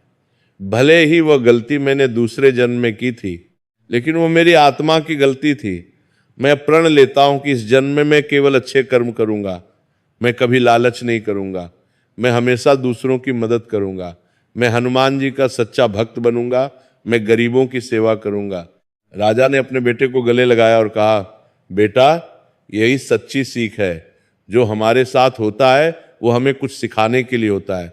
तुमने अपनी गलती समझ ली, अब तुम एक नया जीवन जियो, एक अच्छा जीवन। उसके बाद राजकुमार विक्रम वाकई बदल गया। वो हर मंगलवार को व्रत रखने लगा। वो हनुमान मंदिर में जाता और घंटों पूजा करता। वो हनुमान चालीसा का पाठ करता। लेकिन सबसे महत्वपूर्ण बात यह थी कि उसने अच्छे कर्म करने शुरू कर दिए। वह गरीबों की मदद करने पर लगा। अगर कोई परेशानी में होता तो वो खुद जाकर उसकी मदद करता। वो राज्य में घूमता और देखता कि प्रजा को क्या चाहिए। कुछ वर्षों बाद जब राजा महिपाल बूढ़े हो गए, उनकी उम्र 65 साल हो गई, तो उन्होंने सोचा कि अब समय आ गया है कि वे अपना राज्य अपने पुत्र को सौंप दें। एक भव्य समारोह में राजा ने राजकुमार विक्रम को राज्य सौंप दिया। विक्रम अब राजा विक्रम बन गए। राजा विक्रम ने अपने पिता की परंपरा को आगे बढ़ाया। वे एक बहुत ही न्यायप्रिय, दयालु और धर्मात्मा राजा बने।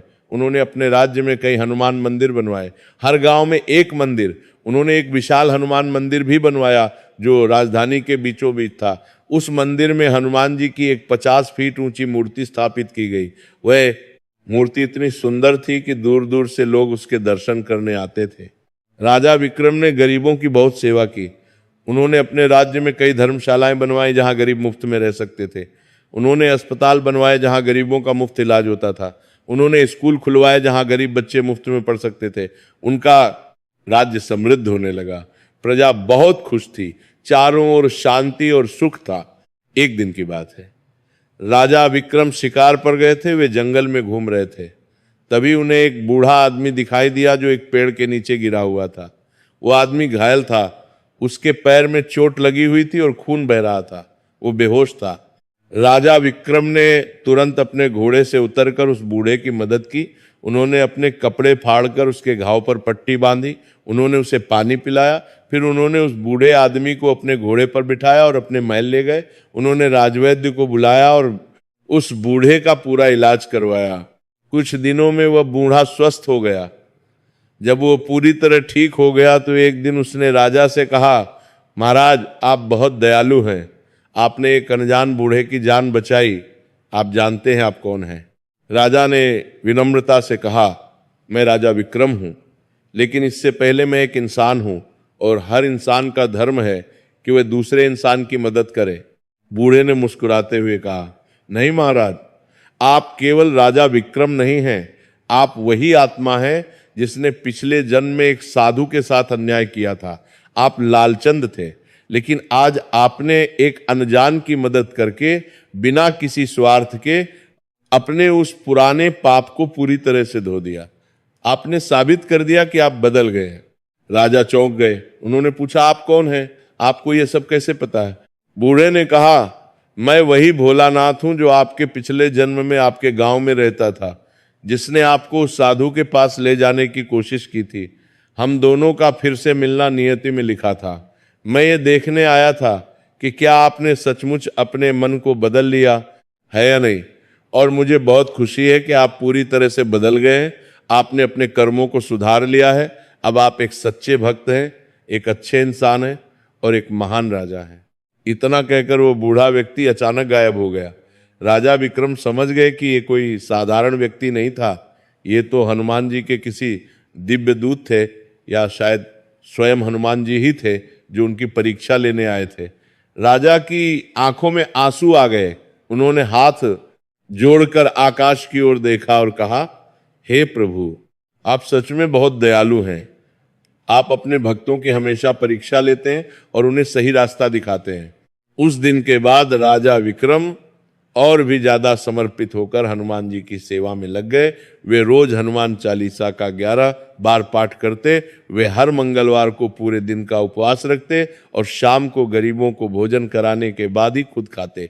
उनका राज्य और भी ज्यादा समृद्ध होता गया। उनकी प्रजा उन्हें बहुत प्यार करती थी। लोग कहते थे कि राजा विक्रम हनुमान जी के अवतार हैं। कई वर्ष बीत गए। राजा विक्रम ने शादी की। उनकी पत्नी का नाम महारानी सुमित्रा था। वे भी बहुत धर्मपरायण महिला थी। उन्हें 2 पुत्र हुए। बड़े का नाम प्रताप और छोटे का नाम वीर। राजा ने अपने दोनों पुत्रों को भी हनुमान जी की भक्ति सिखाई। उन्हें बचपन से ही ये कहानी सुनाई कि कैसे हनुमान जी ने उनके पिता की जान बचाई थी। दोनों राजकुमार भी हनुमान जी के भक्त बन गए। राजा विक्रम ने अपने राज्य में एक नियम बनाया। उन्होंने कहा कि हर मंगलवार को राज्य के सभी मंदिरों में हनुमान जी को एक विशेष प्रसाद चढ़ाया जाएगा, गुड़ और चने का प्रसाद, क्योंकि यह हनुमान जी का सबसे प्रिय प्रसाद है। और इस प्रसाद को सबसे पहले गरीबों में बांटा जाएगा, फिर बाकी लोगों में।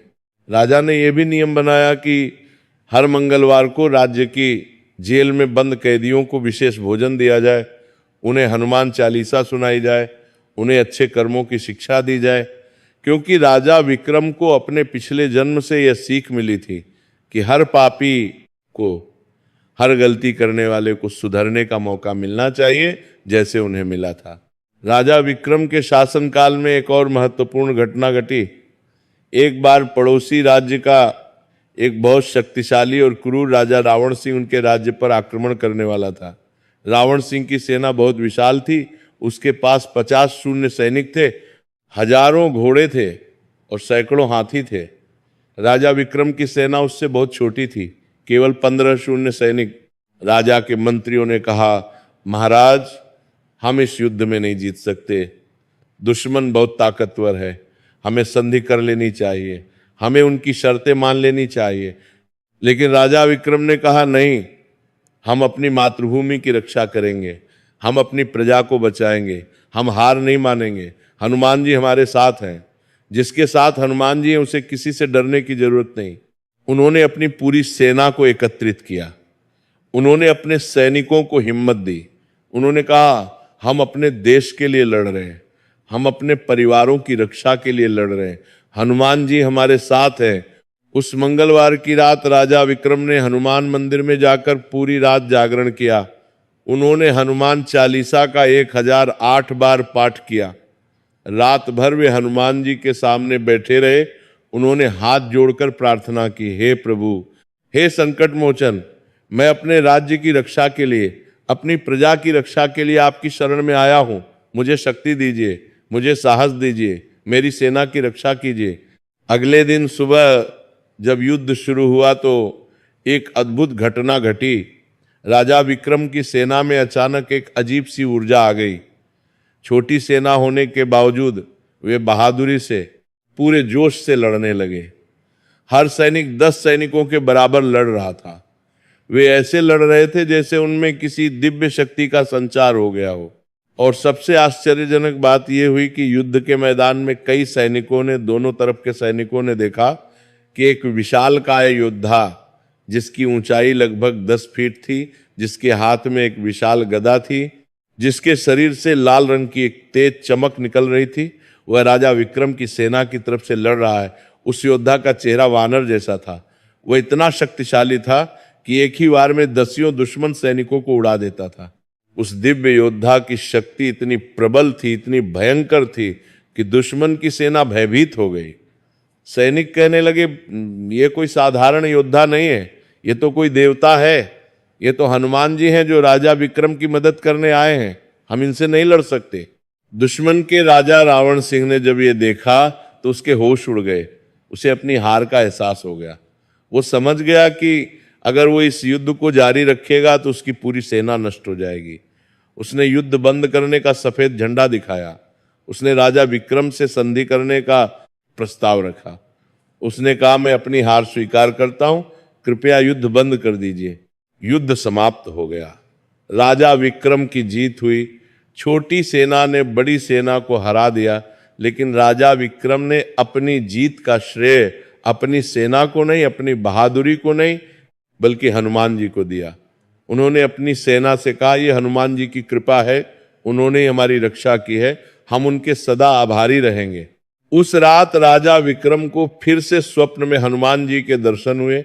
हनुमान जी मुस्कुरा रहे थे। उन्होंने कहा, विक्रम, तुमने अच्छा किया, तुमने अपने अहंकार को त्याग दिया, तुमने समझ लिया कि असली शक्ति भगवान की भक्ति में है, विनम्रता में है। जीत तुम्हारी नहीं, तुम्हारे विश्वास की है। मैं तुमसे बहुत प्रसन्न हूं। राजा ने हाथ जोड़कर कहा, प्रभु, मैं तो आपका सेवक हूं, आपका दास हूं। जो कुछ भी है, जो कुछ भी मेरे पास है, सब आपकी कृपा से है, मैं कुछ भी नहीं हूं। हनुमान जी ने कहा, विक्रम, अब मैं तुम्हें एक महत्वपूर्ण रहस्य बताता हूं। तुम्हारे पिछले जन्म में तुमने जो भूल की थी, जो पाप किया था, उसे सुधारने के लिए तुम्हें यह जन्म मिला था। तुमने बहुत अच्छे से इस जिम्मेदारी को निभाया, तुमने अच्छे कर्म किए, तुमने गरीबों की सेवा की, तुमने न्याय किया, तुमने विनम्र रहे। लेकिन याद रखो, हर जीव को अपने कर्मों को सुधारने का मौका मिलता है। कोई भी आत्मा शाश्वत रूप से पापी नहीं होती। हर आत्मा में दिव्यता के बीज होते हैं, बस उन्हें जगाने की, उन्हें पानी देने की जरूरत होती है। तुमने अपनी आत्मा के उन बीजों को जगा लिया, अब तुम एक पूर्ण इंसान हो। तुमने अपने जीवन में जो अच्छे कर्म किए हैं, जो सेवा की है, उससे न केवल तुम्हारे पिछले पाप धुल गए, बल्कि तुमने कई और आत्माओं को भी प्रेरित किया है। तुम्हारी प्रजा तुम्हें देखकर सीख रही है, तुम्हारे बच्चे तुम्हें देखकर अच्छे इंसान बन रहे हैं। यही सच्ची भक्ति है, यही सच्चा धर्म है, यही जीवन का असली उद्देश्य है। राजा विक्रम की आंखों में आंसू आ गए। उन्होंने कहा, प्रभु, मैं आपका सदा आभारी रहूंगा। आपने मुझे एक नया जीवन दिया, एक नया अवसर दिया। हनुमान जी ने कहा, आभार मत मानो विक्रम, बस अपने अच्छे कर्म जारी रखो, दूसरों की मदद करो, विनम्र रहो और हमेशा राम नाम का जप करते रहो। यही मेरी आज्ञा है, यही मेरा आशीर्वाद है। इतना कहकर हनुमान जी धीरे धीरे अंतर ध्यान हो गए, लेकिन उनकी मुस्कान, उनका आशीर्वाद राजा के मन में हमेशा के लिए बस गया। अगली सुबह राजा विक्रम ने अपने पूरे राज्य में एक और महत्वपूर्ण घोषणा करवाई। उन्होंने कहा, आज से हर मंगलवार को हमारे राज्य का सरकारी काम बंद रहेगा। उस दिन कोर्ट बंद रहेगी, दफ्तर बंद रहेंगे। सभी लोग अपने अपने घरों में हनुमान जी की पूजा करेंगे या फिर मंदिर जाएंगे।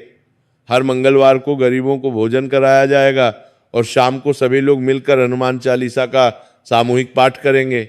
इस परंपरा से राज्य में एक अद्भुत माहौल बना। मंगलवार का दिन एक पवित्र दिन बन गया। लोगों में भाईचारा बढ़ा, एक दूसरे के प्रति प्रेम बढ़ा, अपराध कम हुए क्योंकि लोगों के मन में भगवान का डर आ गया। लोग एक दूसरे की मदद करने लगे, अमीर गरीबों की मदद करने लगे, बीमारों की देखभाल होने लगी। राज्य और भी ज्यादा समृद्ध हो गया, खुशहाली आ गई। कुछ साल बाद एक दिन राजा विक्रम ने सोचा कि उन्हें अपनी प्रजा के बीच जाना चाहिए और देखना चाहिए कि क्या सचमुच उनकी प्रजा खुश है। इसलिए वे भेष बदलकर, साधारण कपड़े पहनकर अपने राज्य में घूमने निकले। वे एक छोटे से गांव में पहुंचे जहां कच्चे मकान थे, गलियां संकरी थीं, लेकिन लोगों के चेहरों पर खुशी थी। वहां उन्होंने देखा कि एक बहुत ही गरीब झोपड़ी के बाहर एक बूढ़ी औरत बैठी हुई है। उसके कपड़े फटे हुए थे, चेहरे पर झुर्रियां थीं, लेकिन वो बहुत खुश दिख रही थी। वह हनुमान चालीसा गा रही थी और उसके चेहरे पर एक अद्भुत शांति थी। राजा उस बूढ़ी औरत के पास गए और बड़े सम्मान से पूछा, माता जी, आप इतनी गरीब हैं, आपके पास कुछ नहीं है, फिर भी आप इतनी खुश कैसे हैं? आपकी खुशी का राज क्या है? बूढ़ी औरत ने राजा को देखा, उसे पता नहीं था कि ये राजा है। उसने मुस्कुराते हुए कहा, बेटा, गरीबी और अमीरी तो शरीर की बातें हैं, बाहरी चीजें हैं। असली अमीरी तो मन की होती है, आत्मा की होती है। मेरे पास हनुमान जी हैं, मेरे पास राम नाम है। हर सुबह मैं उठती हूँ और हनुमान जी को याद करती हूँ। मुझे भरोसा है कि वे मेरी रक्षा कर रहे हैं। इससे बड़ी संपत्ति क्या हो सकती है? इससे बड़ी खुशी क्या हो सकती है? राजा को उस बूढ़ी औरत की बातों ने बहुत गहराई से छुआ, बहुत प्रभावित किया। उन्होंने सोचा, यही तो असली भक्ति है, यही असली संतोष है। ये बूढ़ी औरत मुझसे ज्यादा अमीर है क्योंकि इसके पास मन की शांति है। राजा ने उस बूढ़ी औरत से पूछा, माता जी, क्या आपको कुछ चाहिए? क्या मैं आपकी कोई मदद कर सकता हूँ? आपको खाने को क्या चाहिए? रहने के लिए अच्छा घर चाहिए? बूढ़ी औरत ने हंसते हुए कहा, नहीं बेटा, मुझे कुछ नहीं चाहिए। मेरे पास जो है वो मेरे लिए काफी है। भगवान ने मुझे जितना दिया है उसमें मैं खुश हूं। बस तुम हनुमान जी का नाम लेते रहना, अच्छे कर्म करते रहना, गरीबों की मदद करते रहना, यही मेरा आशीर्वाद है। राजा की आंखों में आंसू आ गए। उन्होंने उस बूढ़ी औरत के चरण छुए और अपने महल वापस लौट आए। उस रात उन्होंने अपनी डायरी में लिखा, आज मुझे जीवन की सबसे बड़ी सीख मिली। असली खुशी बाहरी चीजों में नहीं, धन दौलत में नहीं, बल्कि अंदर की शांति में है, संतोष में है। और वह शांति, वह संतोष केवल भगवान की सच्ची भक्ति से ही मिलता है। मैं उस गरीब बूढ़ी औरत से बहुत कुछ सीख कर आया हूं। राजा विक्रम ने अपने पूरे जीवन में इस सीख को कभी नहीं भूला। उन्होंने हमेशा याद रखा कि वे राजा होने से पहले एक भक्त हैं, एक साधक हैं, एक इंसान हैं, और हर इंसान का पहला और सबसे महत्वपूर्ण धर्म है दूसरों की सेवा करना, दूसरों की मदद करना। वर्षों बीत गए, दशक बीत गए, राजा विक्रम बूढ़े हो गए। उनकी उम्र 70 साल हो गई। उनके बाल सफेद हो गए, दाढ़ी लंबी हो गई, लेकिन उनकी आंखों में अभी भी वही चमक थी, वही तेज था। उनके दोनों पुत्र अब बड़े हो गए थे। बड़े पुत्र प्रताप की उम्र 45 साल हो गई थी। वह एक बहुत ही योग्य और बुद्धिमान युवक बन गया था। एक दिन राजा विक्रम ने अपने बड़े पुत्र प्रताप को बुलाया। उन्होंने कहा, बेटा, अब समय आ गया है कि मैं तुम्हें राज्य सौंप दूं। मैं बूढ़ा हो गया हूं, मेरा शरीर अब साथ नहीं देता, लेकिन इससे पहले कि मैं तुम्हें ये जिम्मेदारी दूं, मैं तुम्हें कुछ बातें बताना चाहता हूं, कुछ सीख देना चाहता हूं। युवराज प्रताप ने सम्मान से कहा, पिताजी, आप कहिए, मैं आपकी हर बात ध्यान से सुनूंगा और उसे अपने जीवन में उतारूंगा। राजा विक्रम ने गहरी सांस ली और कहा, बेटा, राजा बनना बहुत आसान है। तुम्हें बस एक ताज पहनना है, एक सिंहासन पर बैठना है। लेकिन अच्छा राजा बनना, एक सच्चा राजा बनना बहुत कठिन है। तुम्हें हमेशा याद रखना होगा कि तुम्हारी प्रजा तुम्हारे बच्चों की तरह है। उनका दुख तुम्हारा दुख होना चाहिए, उनकी खुशी तुम्हारी खुशी होनी चाहिए। जब तुम्हारी प्रजा में कोई भूखा सो रहा है तो तुम्हें भी नींद नहीं आनी चाहिए। दरअगर का तुम्हें कभी भी अहंकार नहीं करना चाहिए। याद रखना कि राजा का ताज उसके सिर पर एक जिम्मेदारी का भार होता है, ना कि गर्व करने की कोई चीज। जितना बड़ा पद उतनी बड़ी जिम्मेदारी। और सबसे महत्वपूर्ण बात, तुम्हें हर मंगलवार को बिना किसी नागा के हनुमान जी की पूजा करनी होगी, उनकी कथा सुननी होगी, उनकी शिक्षाओं को अपने जीवन में उतारना होगा, गरीबों की सेवा करनी होगी, न्याय करना होगा, विनम्र रहना होगा। तभी तुम एक सफल राजा बन पाओगे, तभी तुम्हारा राज्य समृद्ध रहेगा। और बेटा, मैं तुम्हें अपने पिछले जन्म की कहानी बता चुका हूं। तुम जानते हो कि कैसे मैंने गलती की थी और कैसे मुझे सजा मिली। तुम्हें भी हमेशा सावधान रहना होगा। कभी लालच मत करना, कभी किसी के साथ अन्याय मत करना। हमेशा याद रखना कि हमारे कर्मों का हिसाब होता है। भगवान सब देख रहे हैं। युवराज प्रताप की आंखों में आंसू आ गए। उन्होंने अपने पिता के चरण छुए और कहा, पिताजी, मैं आपकी हर बात मानूंगा। मैं कसम खाता हूं कि मैं हनुमान जी का सच्चा भक्त बनूंगा। मैं गरीबों की सेवा करूंगा, मैं न्याय करूंगा, मैं कभी भी लालच या अहंकार नहीं करूंगा। राजा विक्रम मुस्कुराए। उन्होंने अपने पुत्र को गले लगाया। फिर अगले मंगलवार को एक बहुत ही भव्य समारोह में हजारों लोगों की उपस्थिति में हनुमान जी की मूर्ति के सामने राजा विक्रम ने अपना राज्य अपने पुत्र प्रताप को सौंप दिया। अब प्रताप राजा प्रताप बन गए। उसके बाद राजा विक्रम ने संन्यास ले लिया। उन्होंने सफेद वस्त्र धारण किए। उन्होंने सभी सांसारिक मोह माया त्याग दी। वे अपने परिवार से विदा लेकर वीरभद्र मंदिर की ओर चल पड़े। वही मंदिर जहां स्वामी अखंडानंद की कुटिया थी, जहां उनके पिता राजा महिपाल ने कई साल पहले स्वामी अखंडानंद से मुलाकात की थी। राजा विक्रम को अपने पिता की बताई हुई वो बात याद थी। वे उस पहाड़ी रास्ते पर चलने लगे। रास्ता कठिन था, पत्थरों से भरा हुआ था, लेकिन राजा विक्रम को कोई परेशानी नहीं हुई। उनके मन में एक अजीब सी शांति थी। वे जानते थे कि वे सही रास्ते पर जा रहे हैं।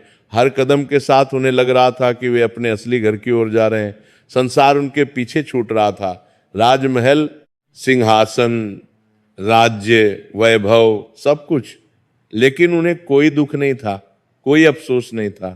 3 दिन की यात्रा के बाद वे उस पहाड़ी के पास पहुंचे। वहां एक छोटी सी कुटिया थी, बांस और पत्तों से बनी हुई। कुटिया के बाहर एक बहुत ही बूढ़े साधु बैठे हुए थे। उनकी दाढ़ी बहुत लंबी थी, सफेद बाल थे, लेकिन उनके चेहरे पर एक दिव्य तेज था, एक अलौकिक चमक थी। वे ध्यान में बैठे थे, आंखें बंद थी।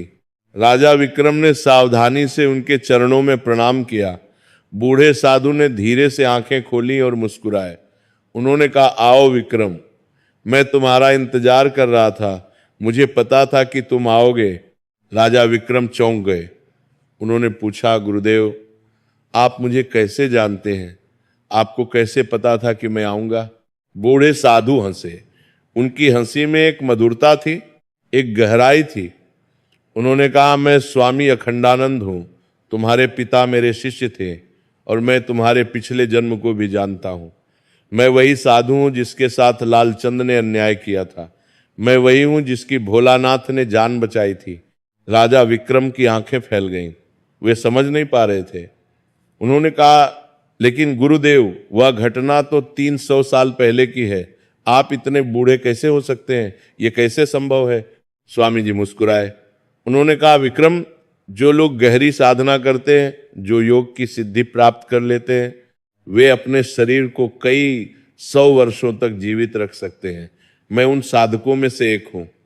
मैंने अपना शरीर इसलिए बचाए रखा क्योंकि मुझे पता था कि एक दिन तुम मुझसे मिलने आओगे। मुझे पता था कि लालचंद का पुनर्जन्म होगा और वह अपने पापों को सुधारने का प्रयास करेगा, और मैं चाहता था कि जब वो आए तो मैं उसे अंतिम आशीर्वाद दे सकूं। राजा विक्रम रो पड़े। उन्होंने स्वामी जी के चरणों में अपना सिर रख दिया और कहा, गुरुदेव, मुझे माफ कर दीजिए। मैंने पिछले जन्म में आपके साथ बहुत बुरा किया था। मैंने आपके साथ अन्याय किया था। मैं एक पापी था, लेकिन इस जन्म में मैंने अपने पापों को सुधारने की कोशिश की। मैंने हनुमान जी की भक्ति की, मैंने गरीबों की सेवा की। क्या आप पापों को सुधारने की कोशिश की? मुझे माफ कर देंगे? स्वामी अखंडानंद ने प्यार से राजा के सिर पर हाथ रखा। उन्होंने कहा, विक्रम, मैंने तुम्हें बहुत पहले ही माफ कर दिया था। जब तुमने अपनी मृत्यु के समय सच्चे दिल से हनुमान जी को पुकारा था, उसी क्षण मैंने तुम्हें माफ कर दिया था। और जब मैंने देखा कि तुमने इस जन्म में कितने अच्छे कर्म किए हैं, कितनी सेवा की है, तो मुझे बहुत खुशी हुई। तुमने साबित कर दिया कि हर आत्मा बदल सकती है, सुधर सकती है। तुम अब एक पूर्ण इंसान हो, एक सिद्ध आत्मा हो। राजा विक्रम ने कहा, गुरुदेव, अब मैं आपकी सेवा में रहना चाहता हूं। मैं संसार त्याग चुका हूं। मैं केवल भगवान की भक्ति करना चाहता हूं। स्वामी जी ने कहा, ठीक है विक्रम, तुम यहीं रहो, तुम्हारे लिए एक छोटी सी कुटिया मेरी कुटिया के पास बना दी जाएगी, तुम यहाँ रहकर साधना करो, हनुमान जी की भक्ति करो और जो कुछ तुमने सीखा है उसे दूसरों को सिखाओ। यहाँ कई यात्री आते हैं, कई साधक आते हैं, तुम उन्हें अपनी कहानी सुनाओ, उन्हें बताओ कि कैसे एक पापी भी भक्ति के माध्यम से बदल सकता है, यही तुम्हारी सेवा होगी। उस दिन के बाद राजा विक्रम उस पहाड़ी पर ही रह गए। उन्होंने सफेद वस्त्र पहने, उन्होंने अपना नाम भी बदल दिया। अब वे साधु विक्रमानंद कहलाने लगे। वे हर सुबह उठते, स्नान करते, ध्यान करते, हनुमान चालीसा का पाठ करते और फिर पूरे दिन जो भी यात्री आते उनकी सेवा करते, उन्हें भोजन देते, उनकी देखभाल करते और उन्हें अपनी कहानी सुनाते। साधु विक्रमानंद की कहानी धीरे धीरे दूर दूर तक फैल गई। लोग कहने लगे कि पहाड़ी पर एक ऐसा संत है जो पहले राजा था लेकिन उसने सब कुछ त्याग दिया और साधु बन गया। लोग उनसे मिलने आने लगे, उनसे आशीर्वाद लेने आने लगे और साधु विक्रमानंद हर किसी को यही संदेश देते, चाहे तुमने कितने भी पाप किए हो, चाहे तुम्हारा जीवन कितना भी बुरा रहा हो, अगर तुम सच्चे दिल से भगवान की शरण में जाओगे तो भगवान तुम्हें अवश्य स्वीकार करेंगे। हनुमान जी संकट मोचन है, वे अपने भक्तों को कभी नहीं छोड़ते। 5 साल बीत गए। एक दिन साधु विक्रमानंद ध्यान में बैठे हुए थे, तभी उन्हें हनुमान जी के दर्शन हुए। हनुमान जी का रूप इतना तेजस्वी था, इतना दिव्य था कि पूरी कुटिया प्रकाश से भर गई। हनुमान जी ने मुस्कुराते हुए कहा, विक्रम, तुमने अपनी यात्रा पूरी कर ली, तुमने अपने पिछले जन्म के सभी पापों को धो दिया, तुमने इस जन्म में इतने अच्छे कर्म किए कि अब तुम मोक्ष के अधिकारी हो गए हो, अब तुम्हें इस जन्म मृत्यु के चक्र से मुक्ति मिल जाएगी। साधु विक्रमानंद ने हाथ जोड़े, उनकी आंखों में आंसू थे।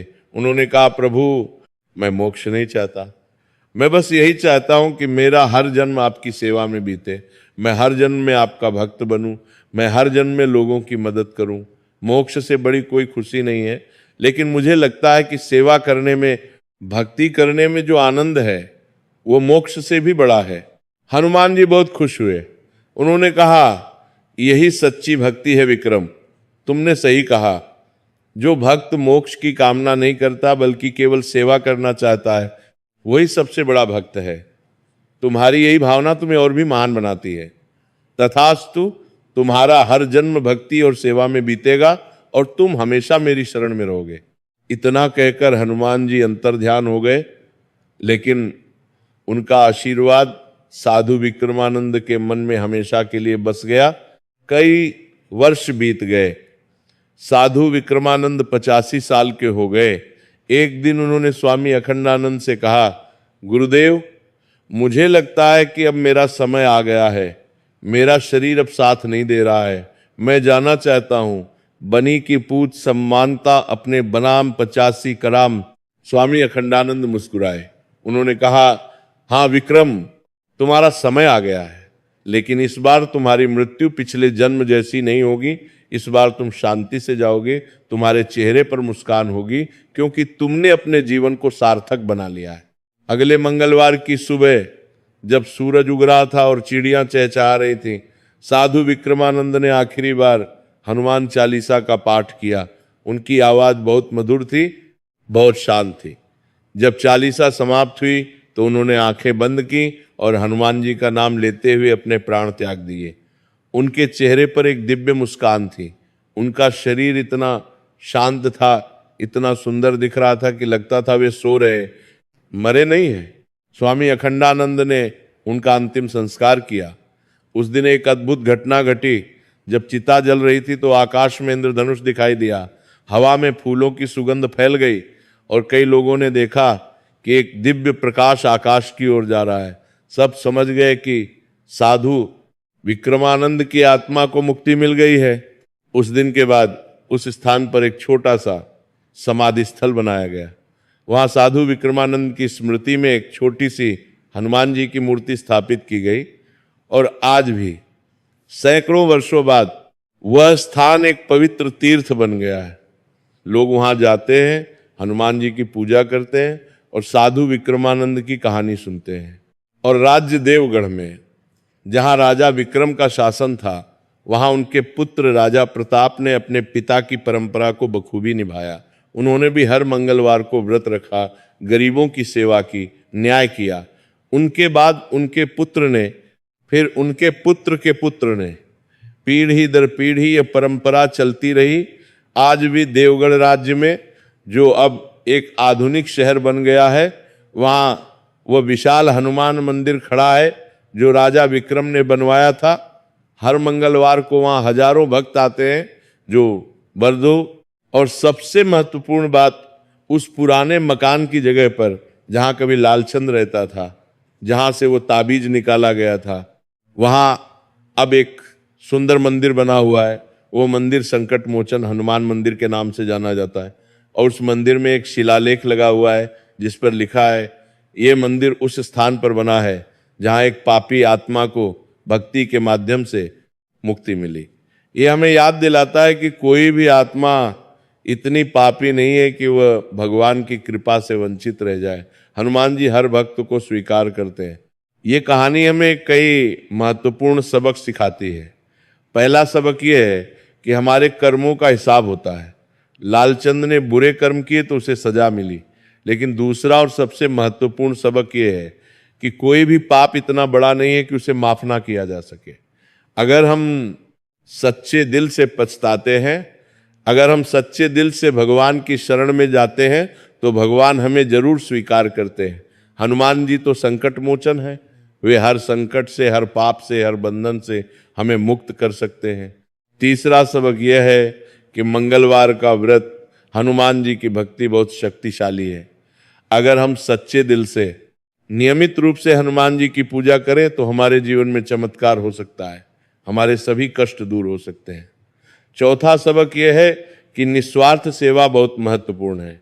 भोलानाथ ने साधु की सेवा इसलिए की क्योंकि उसका दिल साफ था। लालचंद ने सेवा स्वार्थ के लिए की, इसलिए उसे कुछ नहीं मिला। असली भक्ति में स्वार्थ नहीं होता। पांचवा सबक यह है कि धैर्य और विश्वास रखना बहुत जरूरी है। राजा महिपाल और राजा विक्रम ने धैर्य रखा, विश्वास रखा और अंततः उन्हें सफलता मिली। छठा सबक यह है कि भक्ति केवल मंदिर जाने या पूजा करने तक सीमित नहीं है। असली भक्ति अच्छे कर्म करने में है, दूसरों की मदद करने में है, न्याय करने में है, विनम्र रहने में है। सातवां और अंतिम सबक यह है कि जीवन का असली उद्देश्य भौतिक सुख नहीं बल्कि आध्यात्मिक विकास है।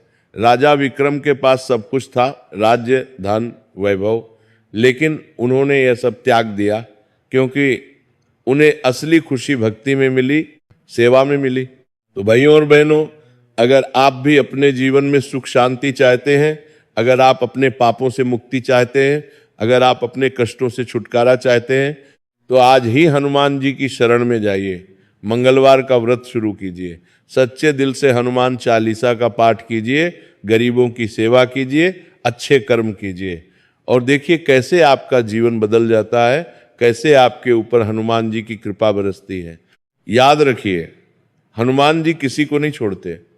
चाहे आप कितने भी बड़े पापी क्यों ना हो, चाहे आपने कितनी भी गलतियां की हो, अगर आप सच्चे दिल से उनकी शरण में जाएंगे तो वे आपको जरूर स्वीकार करेंगे।